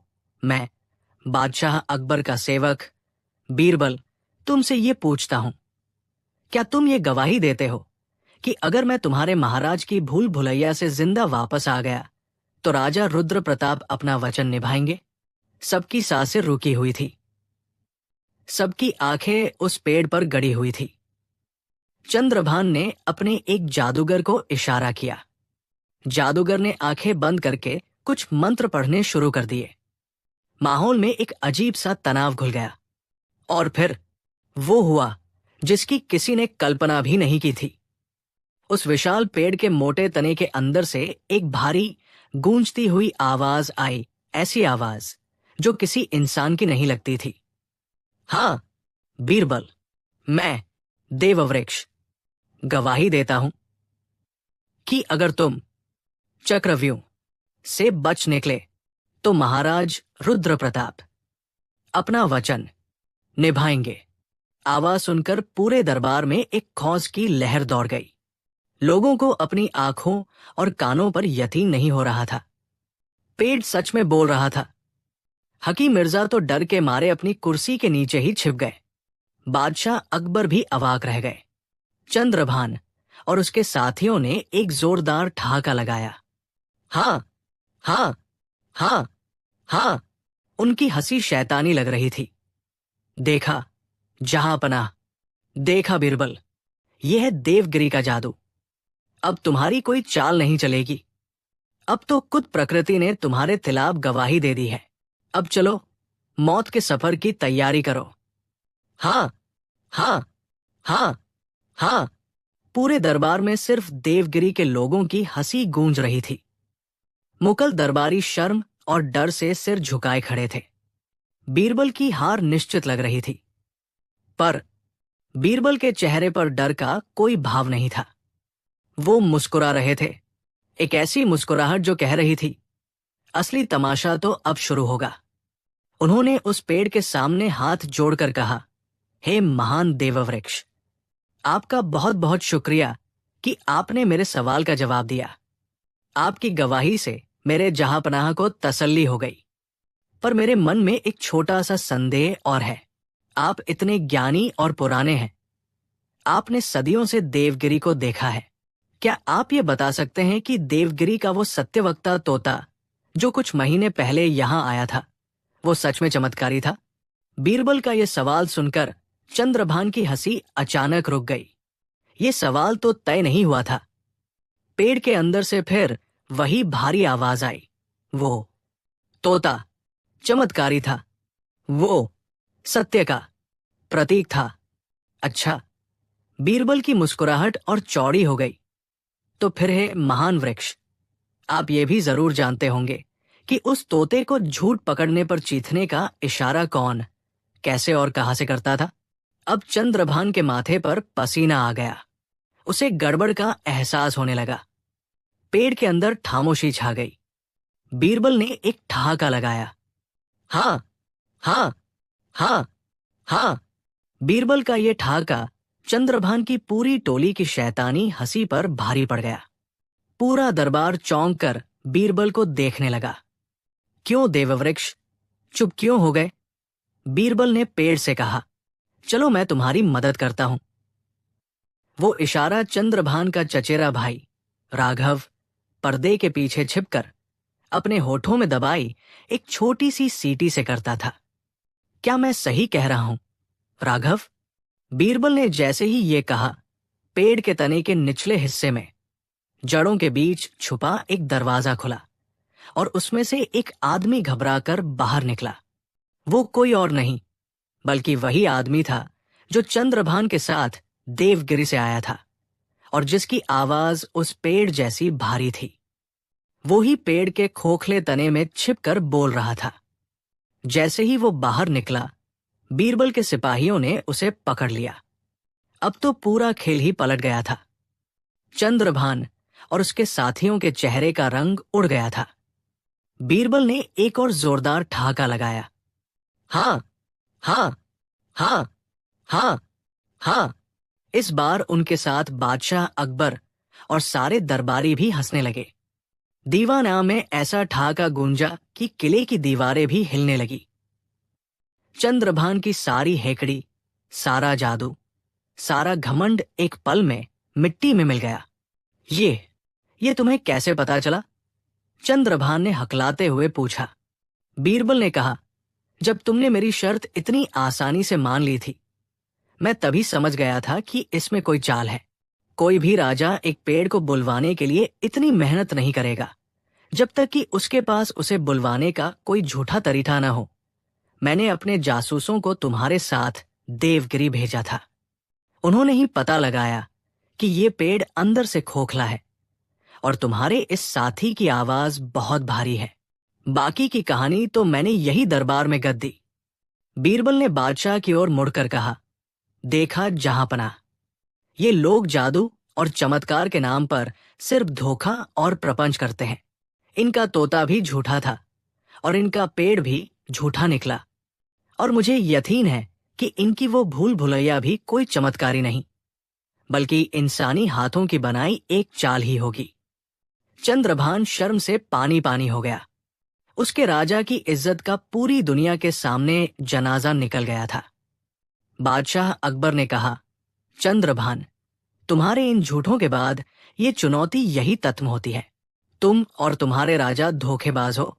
अब सिर्फ जंग होगी। नहीं, जहांपनाह। इस बार बीरबल ने बादशाह को रोका। अब तो इस खेल में असली मजा आएगा। चुनौती खत्म नहीं हुई है। देवगिरी का पेड़ यहां आ चुका है। उसने गवाही भी दे दी है, भले ही झूठी दी हो, पर अब मैं उस भूल भुलैया में जरूर जाऊंगा। अब मुझे ये देखना है कि राजा रुद्र प्रताप ने अपनी हार को छिपाने के लिए उस चक्रव्यूह में कौन कौन से धोखे और जाल बिछा रखे हैं। बीरबल के इन शब्दों ने एक बार फिर सबको हैरत में डाल दिया। इतनी बड़ी जीत के बाद भी वो खुद को मौत के मुंह में धकेलने के लिए तैयार थे, पर इस बार उनकी आंखों में एक अलग ही आत्मविश्वास था। वो एक शिकारी की तरह थे जो अब अपने शिकार के अड्डे पर जाकर उसे मात देना चाहता था। चंद्रभान ने कांपते हुए बीरबल की ओर देखा। उसकी आंखों में अब बीरबल के लिए सिर्फ डर था, एक ऐसा डर जो किसी ऐसे इंसान को देखकर लगता है जो आपकी हर चाल को पहले से ही जानता हो। उसे समझ आ गया था कि उसने बीरबल को चुनौती देकर अपनी जिंदगी की सबसे बड़ी भूल कर दी है। आगे क्या होगा? क्या बीरबल देवगिरी जाएंगे? उस कूनी भूल भुलैया के अंदर उनका सामना किन तत्रों से होगा? क्या राजा रुद्र प्रताप बीरबल को मारने के लिए कोई और भयानक साजिश रचेगा? ये सब जानने के लिए आपको अगली कहानी का इंतजार करना होगा। ठीक है, तो बैठ जाइए और अपनी कुर्सी की पेटी बांध लीजिए, क्योंकि अब हम उस कहानी के आखिरी और सबसे खतरनाक मोड़ पर पहुंच चुके हैं, जहां बीरबल की बुद्धि और उनकी जिंदगी दोनों दांव पर लगी है। जब दरबार में झूठे पेड़ का पर्दाफाश हुआ और बीरबल ने ऐलान किया कि वो देवगिरी की उस तूनी भूल भुलैया में जरूर जाएंगे, तो दीवाना में एक अजीब सा माहौल बन गया। ये जीत के जश्न और आने वाले मातम के बीच की एक घुटन भरी खामोशी थी। देवगिरी के दूत चंद्रभान और उसके धोखेबाज साथी शर्म और डर से सिर झुकाए खड़े थे। उनकी हालत उस सांप जैसी हो गई थी जिसके जहरीले दांत तोड़ दिए गए हों। वहीं मुगल दरबारी बीरबल की इस जीत पर खुश तो थे, पर उनके इस फैसले से हैरान और परेशान भी थे। बादशाह अकबर ने दरबार बर्खास्त किया और बीरबल को लेकर सीधा दीवान तास में पहुंचे। वहां पहुंचते ही उनका सब्र का बांध टूट गया। ये क्या जिद है बीरबल? हमने उस झूठे राजा और उसके दूतों को पूरी दुनिया के सामने जलील कर दिया है। हमने साबित कर दिया है कि उनकी सारी ताकत सिर्फ धोखे और परे पर टिकी है। अब तुम्हें अपनी जान नतरे में डालने की क्या जरूरत है? क्या ये जीत काफी नहीं है? बीरबल ने बादशाह के परेशान चेहरे को देखा और बड़ी नम्रता से बोले, जहांपनाह, ये जीत अभी अधूरी है। हमने सिर्फ सांप के दांत तोड़े हैं, उसका सिर नहीं कुचला। राजा रुद्र प्रताप बहुत ही अहंकारी और कुटिल इंसान है। इस जिल्लत के बाद वो चुप नहीं बैठेगा। वो पहले से भी ज्यादा खतरनाक हो जाएगा और मुगल सल्तनत के खिलाफ कोई न कोई गहरी साजिश जरूर रचेगा। उसे हमेशा के लिए शांत करने का सिर्फ एक ही तरीका है, उसके अहंकार को उसी के घर में, उसी के बनाए खेल में हराकर चूर चूर कर देना। जब मैं उसकी सबसे बड़ी ताकत, उसकी उस भूल भुलैया जिसे वो अभेद्य समझता है, उसे भेद कर वापस आऊंगा, तब उसकी हिम्मत हमेशा के लिए टूट जाएगी। तब वो समझेगा कि बुद्धि के आगे कोई जादू, कोई धोखा, कोई दीवार खड़ी नहीं रह सकती। पर तुम्हारी जान, बादशाह की आवाज में एक पिता की फिक्र थी, आपकी दुआएं मेरा सबसे मजबूत कवच है। जहांपनाह, आप बस मुझ पर भरोसा रखें, बीरबल ने कहा। बीरबल की दलीलों और उनके आत्मविश्वास के आगे बादशाह एक बार फिर निरुत्तर हो गए। भारी मन से उन्होंने बीरबल को देवगिरी जाने की तैयारी करने का हुक्म दिया। ये खबर आग की तरह पूरे आगरा में फैल गई। बीरबल के घर पर उनकी पत्नी और बच्चे परेशान थे, पर बीरबल ने उन्हें भी उसी भरोसे से शांत कराया। उन्होंने कहा, यह सिर्फ एक यात्रा है और मैं हर यात्रा से कुछ नया सीख कर ही लौटता हूं। बीरबल ने अपने साथ कोई बड़ी सेना या लावज कर नहीं लिया। उन्होंने अपने साथ सिर्फ 2 लोगों को चुना। एक था उनका सबसे वफादार और ताकतवर अंगरक्षक दिलेर तान, जो परछाई की तरह हमेशा उनके साथ रहता था, और दूसरा था एक छोटा सा दुबला पतला नौकर जिसका नाम था चतुर। चतुर की खासियत यह थी कि उसकी नजरें बाज की तरह तेज थी और उसके कान किसी भी छोटी से छोटी आहट को पकड़ लेते थे। वो भेष बदलने और किसी भी माहौल में घुल मिल जाने में माहिर था। अगले दिन सुबह की पहली किरण के साथ बीरबल का छोटा सा ठापिला आगरा से देवगिरी के लिए रवाना हुआ। बादशाह अकबर तुद उन्हें शहर की सीमा तक छोड़ने आए। चलते वक्त उन्होंने बीरबल को गले लगाया और उनकी आंखों में आंसू थे। जल्द लौटना बीरबल, ये दरबार तुम्हारे बिना सूना है। मैं जल्द लौटूंगा, जहांपनाह। और एक नई कहानी के साथ बीरबल ने मुस्कुराकर वादा किया। सफर लंबा और मुश्किल था।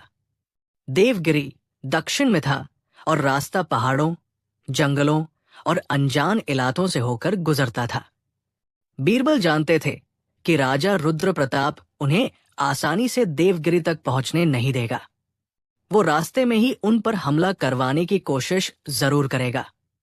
इसलिए वो बहुत सावधान थे। जैसा बीरबल ने सोचा था वैसा ही हुआ। जब उनका थापेला एक घने जंगल से गुजर रहा था तो अचानक डाकुओं के एक बड़े गिरोह ने उन पर हमला कर दिया। वो संख्या में बहुत ज्यादा थे और उनके हथियार भी बहुत खतरनाक थे। दिलेर तान अपनी पूरी ताकत से लड़ा, पर वो अकेला इतने सारे डाकुओं का मुकाबला नहीं कर सकता था। तभी बीरबल ने एक अजीब सी हरकत की। वो जमीन पर गिरे और दर्द से करहाने लगे, जैसे उनके पेट में बहुत तेज दर्द हो रहा हो। डाकुओं का सरदार हंसते हुए उनके पास आया। क्यों रे मुतलों के मस्खरे, निकल गई सारी हेकड़ी? अब बता, तेरा दिमाग तुझे कैसे बचाता है? बीरबल ने करहाते हुए कहा, मुझे मत मारो। मैं तुम्हें बादशाह के तजाने का राज बता दूंगा, पर उससे पहले मुझे मेरी दवा खाने दो। वो उस पोटली में है। उन्होंने चतुर की ओर इशारा किया। डाकुओं के सरदार ने लालच में आकर चतुर को पोटली लाने की इजाजत दे दी। चतुर ने पोटली से कुछ गोलियां निकालकर बीरबल को दी। बीरबल ने वो गोलियां खाई और कुछ ही पलों में वो बेहोश हो गए। उनके मुंह से झाग निकलने लगा। ये देखकर डाकुओं का सरदार घबरा गया। ये क्या हुआ? ये तो मर गया, अब टजाने का क्या होगा? तभी चतुर ने रोते हुए कहा, सरदार, ये दवा नहीं, जहर था। मेरे मालिक ने इज्जत की मौत मरना बेहतर समझा। ये जहर बहुत तेजी से फैलता है। अगर आप लोगों ने भी उन्हें छुआ है तो आप भी नहीं बचेंगे। ये सुनते ही डाकुओं में भगदड़ मच गई। उन्हें लगा कि वो भी जहर का शिकार हो गए हैं। वो सब कुछ छोड़कर अपनी जान बचाने के लिए जंगल में भाग गए। उनके जाने के बाद बीरबल आराम से उठकर बैठ गए और अपने कपड़े झाड़ने लगे। दिलेर तान और चतुर हैरान थे। बीरबल मुस्कुराए। ये कोई जहर नहीं था, ये सिर्फ इमली और साबुन के पानी की गोलियां थी। और जहां तक उन डाकुओं की बात है, वो राजा रुद्र प्रताप के ही भेजे हुए सैनिक थे। मैंने उनके जूतों पर लगी थास किस्म की लाल मिट्टी देख ली थी, जो सिर्फ देवगिरी के पहाड़ों में ही मिलती है। इस तरह बीरबल अपनी चतुराई से हर नतरे को पार करते हुए आखिरकार देवगिरी की विशाल और अभेद्य लगने वाली सल्तनत में पहुंच ही गए। देवगिरी का किला एक ऊंची पहाड़ी पर बना था, जिसके चारों ओर गहरी खाई थी। किले की दीवारें इतनी ऊंची और मोटी थी कि उन्हें देखकर ही दुश्मन की हिम्मत टूट जाए। बीरबल का स्वागत करने के लिए चुद राजा रुद्र प्रताप किले के दरवाजे पर मौजूद था। उसके चेहरे पर एक व्यंग भरी मुस्कान थी। स्वागत है बीरबल जी, स्वागत है। आपकी हिम्मत की दाद देनी पड़ेगी। मुझे तो लगा था कि आप रास्ते में ही किसी जंगली जानवर का शिकार हो जाएंगे। रुद्र प्रताप ने तंज कसा। जंगली जानवरों से ज्यादा खतरनाक तो आपके पालतू जानवर साबित हुए महाराज। पर अफसोस, वो दुम दबाकर भाग गए। बीरबल ने उसी अंदाज में जवाब दिया। रुद्र प्रताप का चेहरा एक पल के लिए तमतमाया, पर फिर उसने खुद को संभाल लिया। जैर, अब आराम कीजिए। कल सुबह हम आपको आपकी आखिरी मंजिल, हमारी प्रसिद्ध भूल भुलैया, दिखाएंगे।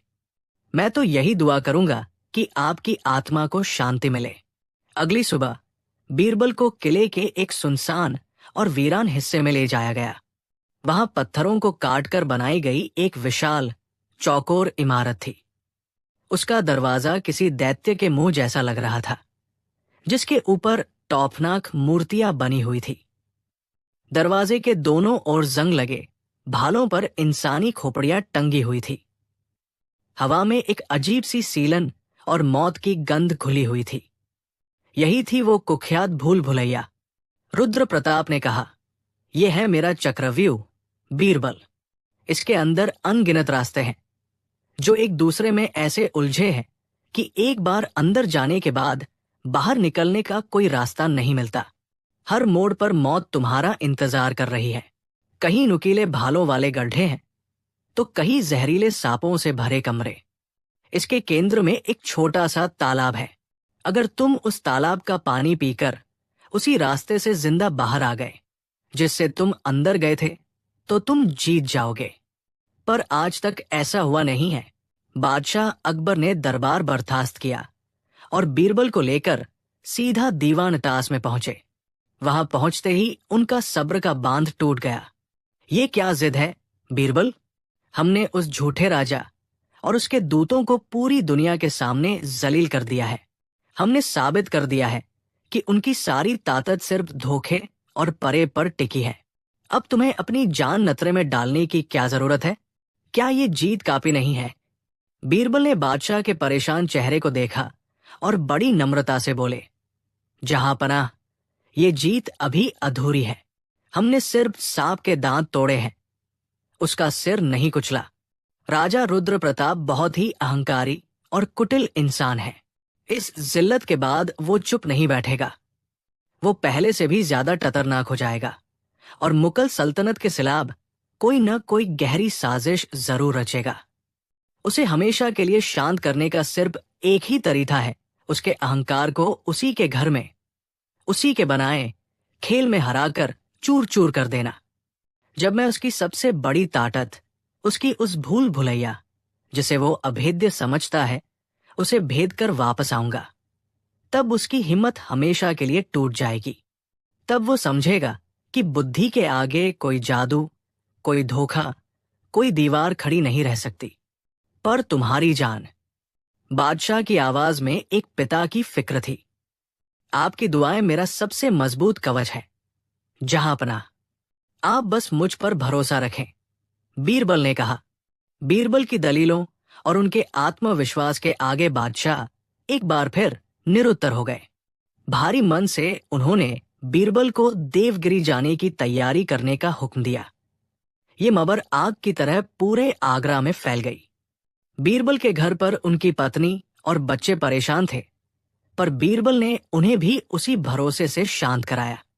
उन्होंने कहा, यह सिर्फ एक यात्रा है और मैं हर यात्रा से कुछ नया सीख कर ही लौटता हूं। बीरबल ने अपने साथ कोई बड़ी सेना या लावलश्कर नहीं लिया। उन्होंने अपने साथ सिर्फ 2 लोगों को चुना। एक था उनका सबसे वफादार और ताकतवर अंगरक्षक दिलेर तान, जो परछाई की तरह हमेशा उनके साथ रहता था, और दूसरा था एक छोटा सा दुबला-पतला नौकर जिसका नाम था चतुर। चतुर की खासियत यह थी कि उसकी नजरें बाज की तरह तेज थी और उसके कान किसी भी छोटी से छोटी आहट को पकड़ लेते थे। वो भेष बदलने और किसी भी माहौल में घुल मिल जाने में माहिर था। अगले दिन सुबह की पहली किरण के साथ बीरबल का छोटा सा ठापिला आगरा से देवगिरी के लिए रवाना हुआ। बादशाह अकबर तुद उन्हें शहर की सीमा तक छोड़ने आए। चलते वक्त उन्होंने बीरबल को गले लगाया और उनकी आंखों में आंसू थे। जल्द लौटना बीरबल, ये दरबार तुम्हारे बिना सूना है। मैं जल्द लौटूंगा, जहांपनाह। और एक नई कहानी के साथ बीरबल ने मुस्कुराकर वादा किया। सफर लंबा और मुश्किल था। देवगिरी दक्षिण में था और रास्ता पहाड़ों, जंगलों और अनजान इलाकों से होकर गुजरता था। बीरबल जानते थे कि राजा रुद्र प्रताप उन्हें आसानी से देवगिरी तक पहुंचने नहीं देगा। वो रास्ते में ही उन पर हमला करवाने की कोशिश जरूर करेगा। इसलिए वो बहुत सावधान थे। जैसा बीरबल ने सोचा था वैसा ही हुआ। जब उनका थापेला एक घने जंगल से गुजर रहा था तो अचानक डाकुओं के एक बड़े गिरोह ने उन पर हमला कर दिया। वो संख्या में बहुत ज्यादा थे और उनके हथियार भी बहुत खतरनाक थे। दिलेर तान अपनी पूरी ताकत से लड़ा, पर वो अकेला इतने सारे डाकुओं का मुकाबला नहीं कर सकता था। तभी बीरबल ने एक अजीब सी हरकत की। वो जमीन पर गिरे और दर्द से करहाने लगे, जैसे उनके पेट में बहुत तेज दर्द हो रहा हो। डाकुओं का सरदार हंसते हुए उनके पास आया। क्यों रे मुतलों के मस्खरे, निकल गई सारी हेकड़ी? अब बता, तेरा दिमाग तुझे कैसे बचाता है? बीरबल ने करहाते हुए कहा, मुझे मत मारो। मैं तुम्हें बादशाह के तजाने का राज बता दूंगा, पर उससे पहले मुझे मेरी दवा खाने दो। वो उस पोटली में है। उन्होंने चतुर की ओर इशारा किया। डाकुओं के सरदार ने लालच में आकर चतुर को पोटली लाने की इजाजत दे दी। चतुर ने पोटली से कुछ गोलियां निकालकर बीरबल को दी। बीरबल ने वो गोलियां खाई और कुछ ही पलों में वो बेहोश हो गए। उनके मुंह से झाग निकलने लगा। ये देखकर डाकुओं का सरदार घबरा गया। ये क्या हुआ? ये तो मर गया, अब टजाने का क्या होगा? तभी चतुर ने रोते हुए कहा, सरदार, ये दवा नहीं, जहर था। मेरे मालिक ने इज्जत की मौत मरना बेहतर समझा। ये जहर बहुत तेजी से फैलता है। अगर आप लोगों ने भी उन्हें छुआ है तो आप भी नहीं बचेंगे। ये सुनते ही डाकुओं में भगदड़ मच गई। उन्हें लगा कि वो भी जहर का शिकार हो गए हैं। वो सब कुछ छोड़कर अपनी जान बचाने के लिए जंगल में भाग गए। उनके जाने के बाद बीरबल आराम से उठकर बैठ गए और अपने कपड़े झाड़ने लगे। दिलेर तान और चतुर हैरान थे। बीरबल मुस्कुराए। ये कोई जहर नहीं था, ये सिर्फ इमली और साबुन के पानी की गोलियां थी। और जहां तक उन डाकुओं की बात है, वो राजा रुद्र प्रताप के ही भेजे हुए सैनिक थे। मैंने उनके जूतों पर लगी थास किस्म की लाल मिट्टी देख ली थी, जो सिर्फ देवगिरी के पहाड़ों में ही मिलती है। इस तरह बीरबल अपनी चतुराई से हर नतरे को पार करते हुए आखिरकार देवगिरी की विशाल और अभेद्य लगने वाली सल्तनत में पहुंच ही गए। देवगिरी का किला एक ऊंची पहाड़ी पर बना था, जिसके चारों ओर गहरी खाई थी। किले की दीवारें इतनी ऊंची और मोटी थी कि उन्हें देखकर ही दुश्मन की हिम्मत टूट जाए। बीरबल का स्वागत करने के लिए चुद राजा रुद्र प्रताप किले के दरवाजे पर मौजूद था। उसके चेहरे पर एक व्यंग भरी मुस्कान थी। स्वागत है बीरबल जी, स्वागत है। आपकी हिम्मत की दाद देनी पड़ेगी। मुझे तो लगा था कि आप रास्ते में ही किसी जंगली जानवर का शिकार हो जाएंगे। रुद्र प्रताप ने तंज कसा। जंगली जानवरों से ज्यादा खतरनाक तो आपके पालतू जानवर साबित हुए, महाराज। पर अफसोस, वो दुम दबाकर भाग गए। बीरबल ने उसी अंदाज में जवाब दिया। रुद्र प्रताप का चेहरा एक पल के लिए तमतमाया, पर फिर उसने खुद को संभाल लिया। जैर, अब आराम कीजिए। कल सुबह हम आपको आपकी आखिरी मंजिल, हमारी प्रसिद्ध भूल भुलैया, दिखाएंगे। मैं तो यही दुआ करूंगा कि आपकी आत्मा को शांति मिले। अगली सुबह बीरबल को किले के एक सुनसान और वीरान हिस्से में ले जाया गया। वहां पत्थरों को काटकर बनाई गई एक विशाल चौकोर इमारत थी। उसका दरवाजा किसी दैत्य के मुंह जैसा लग रहा था, जिसके ऊपर टौफनाक मूर्तियां बनी हुई थी। दरवाजे के दोनों ओर जंग लगे भालों पर इंसानी खोपड़ियां टंगी हुई थी। हवा में एक अजीब सी सीलन और मौत की गंध घुली हुई थी। यही थी वो कुख्यात भूल भुलैया। रुद्र प्रताप ने कहा, यह है मेरा चक्रव्यूह बीरबल।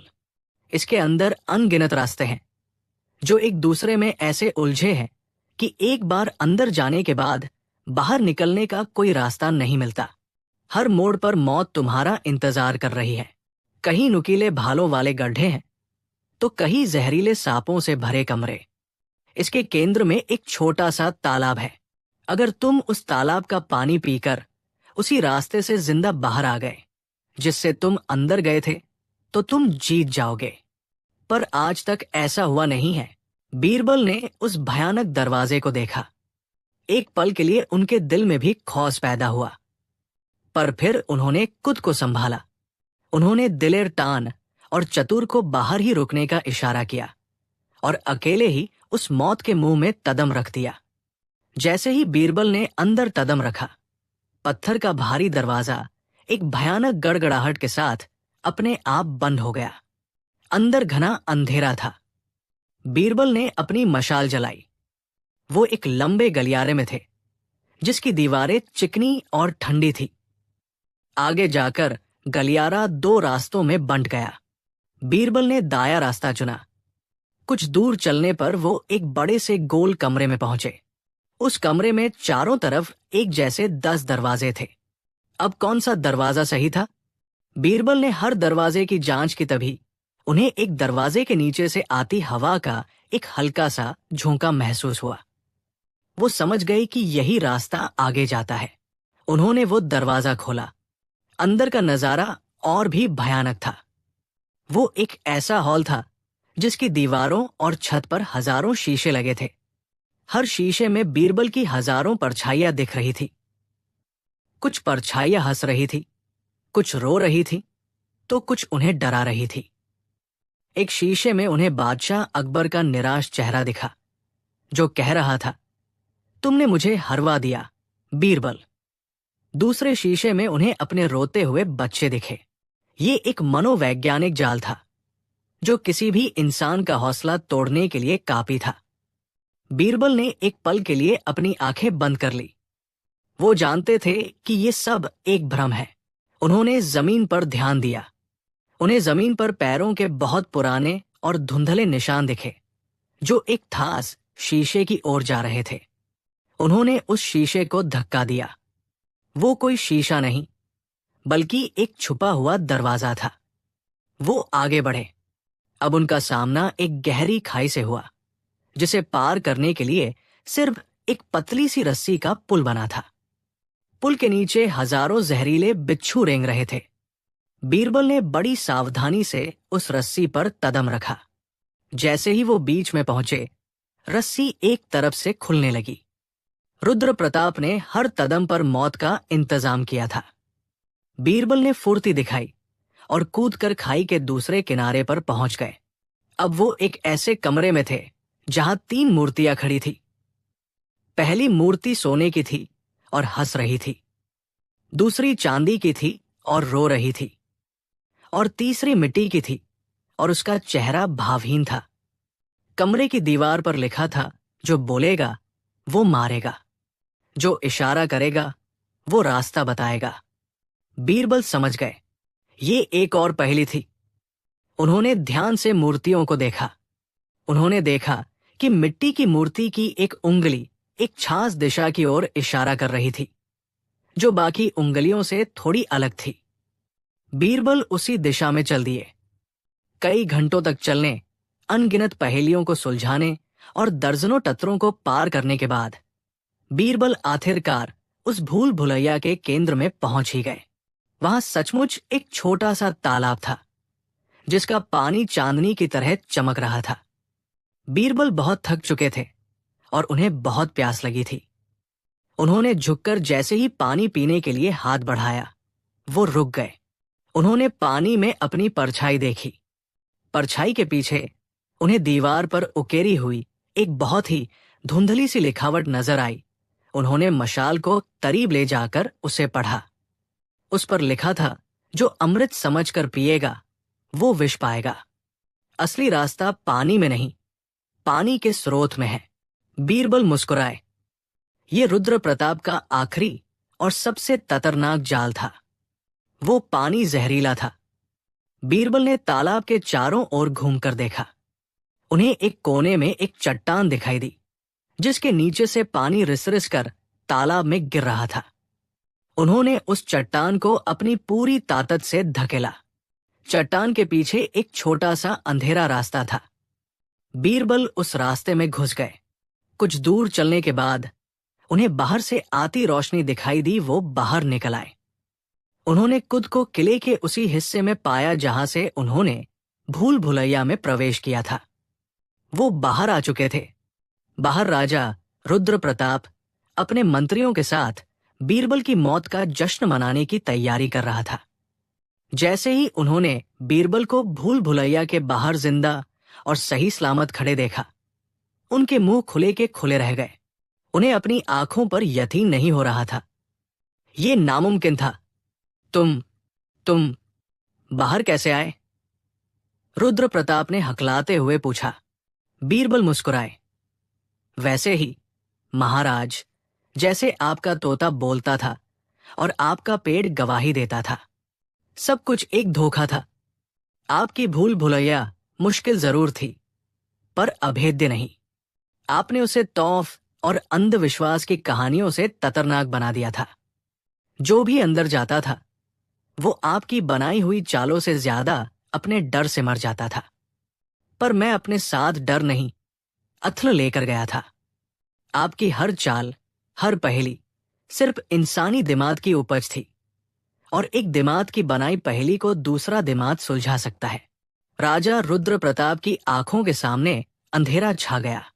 उसका सबसे बड़ा हथियार, उसका सबसे बड़ा घमंड आज मिट्टी में मिल चुका था। वो अपनी जिंदगी की सबसे बड़ी बाजी हार चुका था। उसने अपनी म्यान से अपनी शाही तलवार निकाली और उसे बीरबल के कदमों में रख दिया। आप जीत गए बीरबल। देवगिरी की सल्तनत आज से मुगल सल्तनत की जागीर है, उसने कांपती हुई आवाज में कहा। बीरबल ने वो तलवार नहीं उठाई। उन्होंने कहा, जहां पनाह अकबर को आपकी जमीन या दौलत का कोई लालच नहीं है। वो सिर्फ दोस्ती और सम्मान चाहते हैं। आपने उनकी बुद्धि को चुनौती दी, और मेरी जीत ने ये साबित कर दिया कि मुगल सल्तनत की असली ताकत उसकी तोपों और तलवारों में नहीं, बल्कि उसके न्याय और विवेक में है। आप अपनी सल्तनत पर राज कीजिए, पर आज से एक दोस्त की तरह, दुश्मन की तरह नहीं।